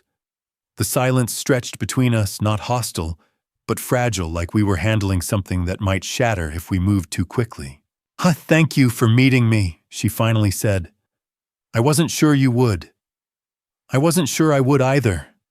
She nodded, staring at her coffee cup. I don't know where to start. The letter was a start. It took me 17 tries to write it. Every version before that was full of excuses. Blaming Kenneth's gambling, blaming the financial pressure, blaming you for not helping me when I needed it. She looked up, meeting my eyes. But none of that was true. Or if it was true, it wasn't the real truth. What's the real truth? She took a breath. I've been in therapy twice a week for the past 6 months. Did you know that? I felt something shift in my chest. No, I didn't. After you refused to give me money last time after I left your house, I had this moment where I realized I had nothing left. No job, no savings, no relationship with my father, barely any relationship with my children. And I was still blaming everyone else. You, Kenneth Charles Morrison, the entire architecture community, everyone but me. She pulled out a tissue, not crying yet, but preparing. My therapist asked me this question. If everyone in your life is the problem, what's the common denominator? And I hated her for it. I wanted to walk out. But she was right. The common denominator was me. What made you finally go? I asked. Jackson asked me something. He said, Mom, why doesn't Grandpa visit us? Why do we always have to go to his house? And I started to tell him it was your fault that you were being stubborn and mean. But Noah, her voice broke. Noah looked at me with those big, serious eyes and said, That doesn't sound like Grandpa. I felt my own eyes burning. My 7-year-old son called me on my lie, and I realized they knew. They'd always known. I was the problem, not you, so I called the number you'd given me, the therapist you offered to pay for. I couldn't afford it myself, but she has a sliding scale program, $60 a session. I could manage that. What are you learning? I asked carefully. That I'm terrified of being ordinary. That watching you and Mom build this incredible legacy made me feel like I had to be equally exceptional or I was worthless. That I measured love in terms of what people could do for me instead of who they were. That I inherited Dad's ambition, but not his integrity. And somewhere along the way, I convinced myself that didn't matter, as long as I was successful. She reached into her purse and pulled out an envelope. Her hands were shaking as she slid it across the table. What's this, Open it. I did. Inside was a check for $30,000 made out to me, signed in her careful handwriting. I stared at it, not understanding. I can't repay all of it at once, Victoria said quickly. The $400,000 I took from your accounts. But I can start. I've been working double shifts weekends every extra hour I can get. I'm paying down my debts first, the ones that could get us evicted or shut off our utilities. But I'm putting aside money for this too. It'll take years, maybe 5 or 6, but I'm going to repay every cent. Victoria, I know you don't need it. That's not the point. Her voice was firm, now stronger. I need to do this. Not because it'll erase what I did. Not because it'll make us even. But because I need to prove to myself that I can do something hard, something that takes years, something that requires discipline and sacrifice. I need to be the kind of person who pays her debts, not just financial ones. I looked at the check, then at my daughter. You're really doing the work. I'm trying. Some days I hate it. Some days I want to quit therapy and go back to blaming everyone else because that's easier. But I keep showing up. Because... She wiped her eyes. Because I want my sons to have a mother they can be proud of. And I want to be able to look at myself in the mirror without seeing the person who tried to steal her own father's house. We sat in silence for a moment. The cafe hummed with other people's conversations, the hiss of the espresso machine, ordinary life happening around us, while we navigated this extraordinary moment. I'm not ready for family dinners at the house, I said carefully. I'm not ready to pretend the last 3 years didn't happen or that trust rebuilds overnight. I know. But I appreciate this. The therapy, the check, this conversation. I appreciate that you're trying. Is that enough for now? I thought about Eleanor, about what she would say, about the boys and the life I'd built, and the boundaries that had saved me. About the fact that people can change, but change is a process, not an event. For now, I said, it's enough. Victoria's face crumpled. She covered it with her hands, shoulders shaking with sobs she'd been holding back for months, maybe years. I reached across the table and put my hand on her arm. Not a hug, not absolution. Just contact, connection. A bridge beginning to form across the canyon we'd created. When she finally looked up, mascara-free tears streaking her face, I said something I hadn't said in over a year. I'm proud of you for trying, Victoria. That takes courage. She nodded, unable to speak. We finished our coffee, made no plans for another meeting, but didn't rule it out either. When she left, she squeezed my hand briefly. Thank you, Dad, for not giving up on me completely. You're my daughter. I never gave up. I just had to protect myself while you figured things out. After she was gone, I sat alone with my cooling coffee and the check on the table. $30,000. A first installment on a debt that would take years to repay. But it wasn't about the money. It had never been about the money. It was about Victoria learning that actions have consequences, that integrity matters more than success, That love is something you demonstrate through consistent, difficult choices over time. Lessons I wished I'd taught her better when she was young. Lessons she was finally painfully learning now. I pulled out my phone and called Kenneth. "Hey Theodore, everything okay with the boys?" "Boys are fine. I just had coffee with Victoria." There was a pause. "Oh, how did that go?" I looked out the window at the Manhattan street, at people rushing past with their own complicated lives and broken relationships and small acts of courage. "Surprisingly," I said, hopeful. "Really. She's in therapy. She's paying back what she stole. She's doing the work, Kenneth. Real work." "That's—" His voice caught. "That's good. That's really good. The boys will be happy to hear you two are talking again." "We're not there yet. It'll be a long time before we're a family again in any real sense. But maybe we're on the road." After we hung up, I sat with that thought. The road. Not the destination. Not some fantasy of everything being perfect and all wounds healed. Just the road. One conversation, one check, one moment of honest tears at a time. 3 more years would pass before all of us, me, Victoria, Kenneth, Jackson, Noah, would sit together in the same room without court orders or supervised visits or lawyers drafting agreements. 3 years of therapy sessions and repayment checks and awkward coffee meetings and slow, painful growth. But this was a start. And sometimes a start is all you can ask for. 3 years after I reclaimed my house, Jackson turned 10 years old. And for the first time since everything fell apart, our entire family sat together in one room. The backyard was full of children's voices, Jackson and Noah's friends from school running through the garden that Eleanor and I had planted decades ago. The red maples were in full autumn color, the same trees that had witnessed Eleanor's last afternoon, now rustling with laughter and soccer balls and birthday chaos.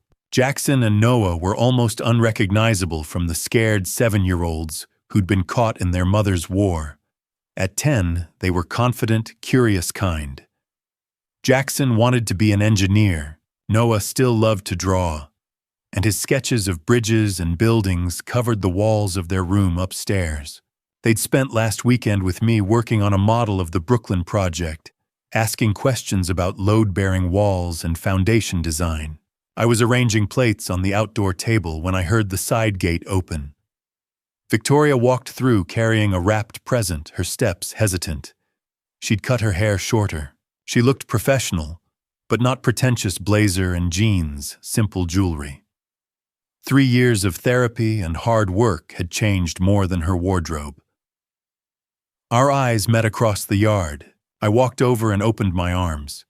She stepped into them, and I hugged her, brief but real. "Welcome home, Victoria." Her breath caught. "Thanks, Dad." The party unfolded around us. Charles Morrison was there with his wife, telling Jackson stories about his grandfather's legendary Harbor Towers design. Patricia Hayes sat with Daniel Foster, both of them looking pleased that the crisis they'd helped navigate had found resolution. Kenneth arrived with his girlfriend, a kind woman who taught elementary school, and whom the boys adored. He caught my eye and nodded a silent acknowledgement of how far we'd all come. Kenneth had been sober for 4 years now. He and Victoria had divorced 2 years ago, amicably, finally mature enough to recognize they'd never been right for each other. But they'd become excellent co-parents. I'd watched them coordinate schedules, attend school conferences together, split holidays fairly.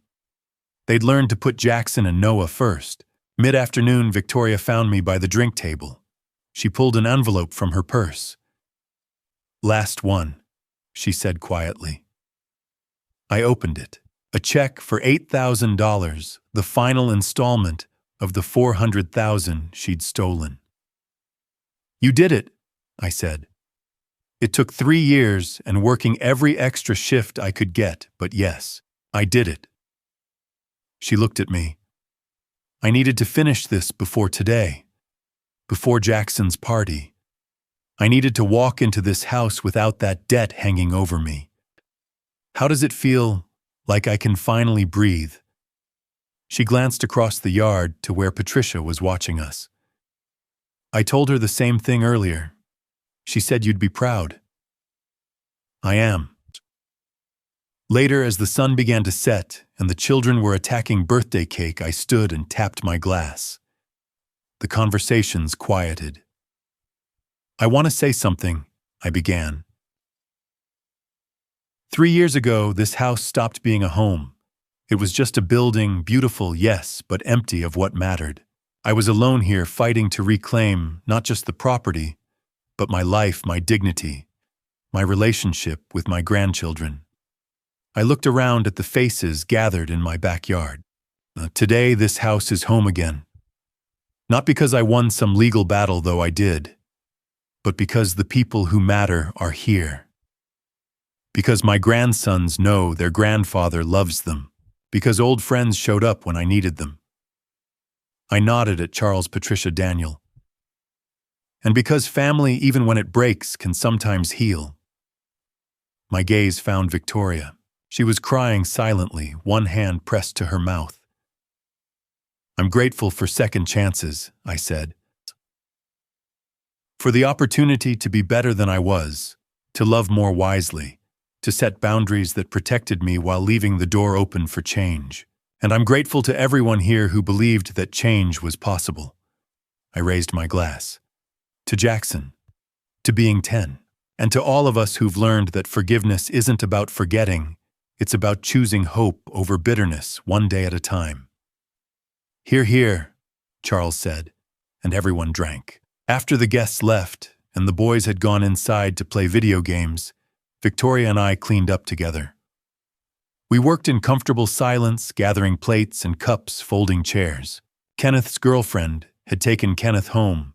Patricia had hugged me goodnight, and the house was settling into evening quiet.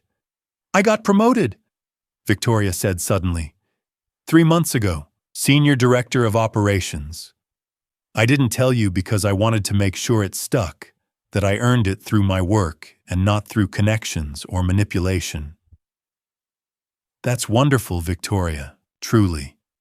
It's strange.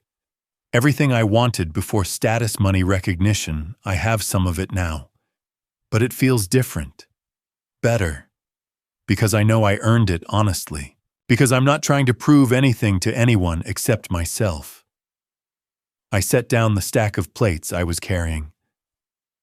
Would you come to Thanksgiving here at the house? You, Kenneth, the boys? Just family. She looked startled. Really? Really? If you want to. I'd like that. She wiped her eyes. Dad, I know I've said it before, but I need you to hear it again.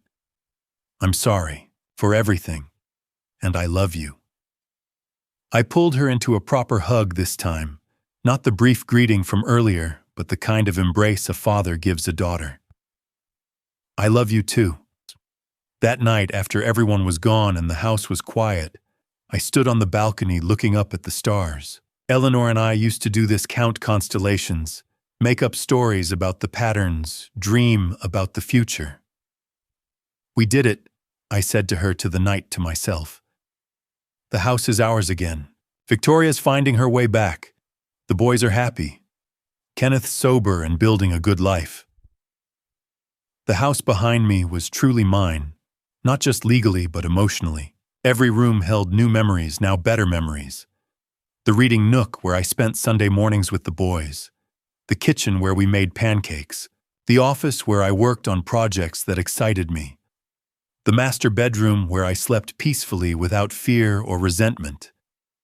Victoria was finding her way back to being my daughter. Not the daughter she'd been before that innocence was gone forever. But someone new, someone harder won and more real. Someone who'd faced her worst self and chosen to change. I was free. Not free from the past, those scars would always be part of me. But free from its grip. Free from bitterness.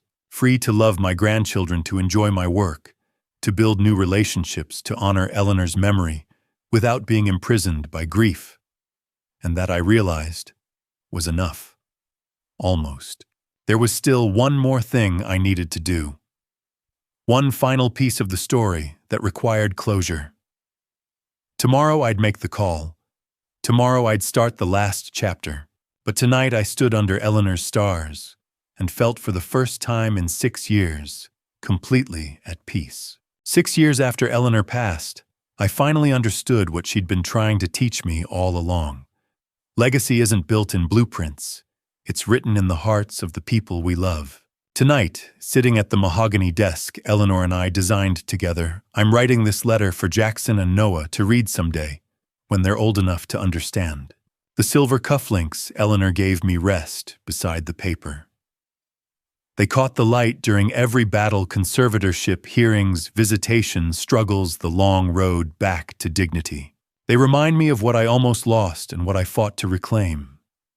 I want my grandsons to know 5 truths I learned the hard way. First, kindness is not weakness, but never let anyone mistake it for permission. When Eleanor died, I thought opening my heart to Victoria's family was honoring my wife's memory. I believed generosity meant saying yes to every request, absorbing every slight, shouldering every burden. I was wrong. Kindness without boundaries isn't love, it's self-destruction. Victoria didn't see a generous father. She saw a resource to be drained. The moment I stopped defending my dignity, she took everything: my bedroom, my place at the table, my voice in my own home. Boys, be kind. Be generous. But the instant someone treats your kindness as weakness, draw the line. Compassion that costs you your self-respect isn't compassion, it's surrender. Second, boundaries are not cruelty. They are the highest form of love. For 2 years I told myself that saying no to Victoria would be selfish, that a good father sacrifices everything. I was so afraid of being called difficult or ungrateful that I let her walk all over me. It nearly destroyed me. The day I finally said no, when I refused to sign over my assets, when I stood up in court, when I told Victoria I wouldn't give her cash without accountability, I thought I was being harsh. I wasn't. I was teaching her that love doesn't mean enabling someone's worst impulses. Setting boundaries saved both of us. It forced Victoria to face herself, and it gave me back my life. Boys, remember, saying no to someone you love is sometimes the most loving thing you can do. Third, forgiveness does not mean forgetting. 3 years after I reclaimed my house, Victoria sent me a letter. She apologized. She started therapy. She paid back $30,000 of the $400,000 she stole. I forgave her not because she deserved it, but because I needed to let go of the anger eating me alive. Forgiveness freed me. But I don't trust Victoria the way I once did. I watch her actions, not just her words. I rebuilt our relationship slowly, carefully, with clear boundaries in place. Forgiveness and trust are not the same thing. One you can choose to give, the other must be earned. Boys, if someone hurts you, you can forgive them and still protect yourself.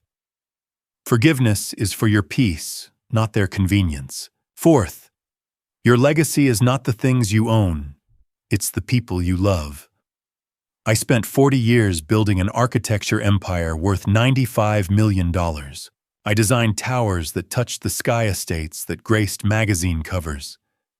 I thought those buildings were my legacy. I was wrong. When Victoria tried to take my house, I almost let it destroy me. I realized that clinging to possessions was poisoning my relationships. The house didn't matter.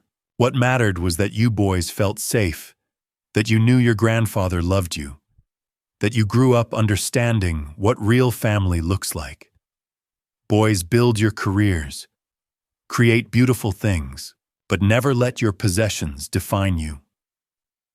People remember how you made them feel, not what you owned. Fifth, it is never too late to start over. I was 60 years old when I stood in that courtroom and fought for my life. 60. Most people would say that's too old to rebuild. They're wrong. I took a consulting job. I mentored young architects. I fought for visitation rights. I restored my home and my reputation. Starting over at 60 taught me that resilience has no expiration date. Boys, if life knocks you down, and it will get back up. Whether you're 20 or 60 or 80, you can always choose to begin again. My phone vibrates on the desk. Victoria's name lights up the screen. I answer.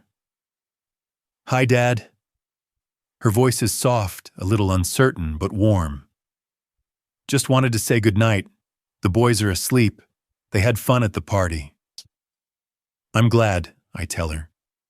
Thank you for bringing them. Of course. They love you. A pause. I love you too, Dad. I love you too, sweetheart. We hang up. I stand and walk to the window, looking out over the moonlit Atlantic. Eleanor's photograph sits on the sill, her smile frozen in time. I pick it up, trace her face with my thumb. We did it, I whisper. Not perfect, but okay. I set the photo down and return to the desk. The letter to Jackson and Noah waits, nearly finished. At my daughter's dinner party, she introduced me as our caretaker. It cost me everything, my dignity, my home, nearly my relationship with you boys. But fighting back gave me something priceless, the knowledge that I could lose everything and still stand, that I could be humiliated and still rise. That love, real love, requires both forgiveness and boundaries. This is my legacy to you. Not the architecture empire, not the Hamptons estate. This resilience, love, and the courage to say no when necessary. I hope you never need these lessons the way I did. But if you do, know that your grandfather fought his way back, and so can you. I sign the letter, fold it carefully, and tuck it into an envelope marked, "For Jackson and Noah." When you're ready. Outside, the ocean rolls on, endless and patient. Inside, the house is quiet, whole, and finally mine again. Looking back at my journey, I see a man who almost lost everything because he couldn't say one simple word, no. Family betrayal cuts deeper than any stranger's cruelty. It comes from the people you raised, the ones who know exactly where to strike. When Victoria labeled me our caretaker, she erased 60 years of sacrifice and legacy in a single sentence. Don't be like me. Don't mistake silence for peace or sacrifice for love. I ignored every red flag, the stolen bedroom, the erased photos, the forged signatures, because I was terrified of conflict. That fear nearly cost me my home, my grandsons, and my dignity. Grandpa stories like mine aren't rare. They're hidden in silence, buried under shame. Too many elders suffer family betrayal in quiet desperation, believing they deserve it. Here's what I learned. Boundaries aren't walls, they're bridges that protect relationships by demanding respect. Forgiveness isn't weakness, but it must walk hand in hand with accountability.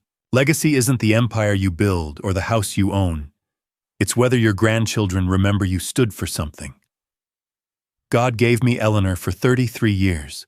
When she passed, I thought my purpose died with her. I was wrong. He gave me 6 more years to learn that love without self-respect is martyrdom, not virtue. Grandpa's stories of resilience matter more than Grandpa's stories of surrender. If you recognize yourself in my early chapters, the people pleaser, the silent martyr, stop. Draw the line today. Family betrayal taught me that your kindness is a gift, not a ransom. Protect it fiercely, because people who truly love you will never ask you to destroy yourself to prove your devotion. Your voice matters. Your boundaries matter. You matter. Thank you for joining me on this journey. Drop a comment. Sharing your thoughts, what would you do if you were in Theodore's shoes, dealing with that level of pressure from your own family? I'm genuinely curious about your perspective.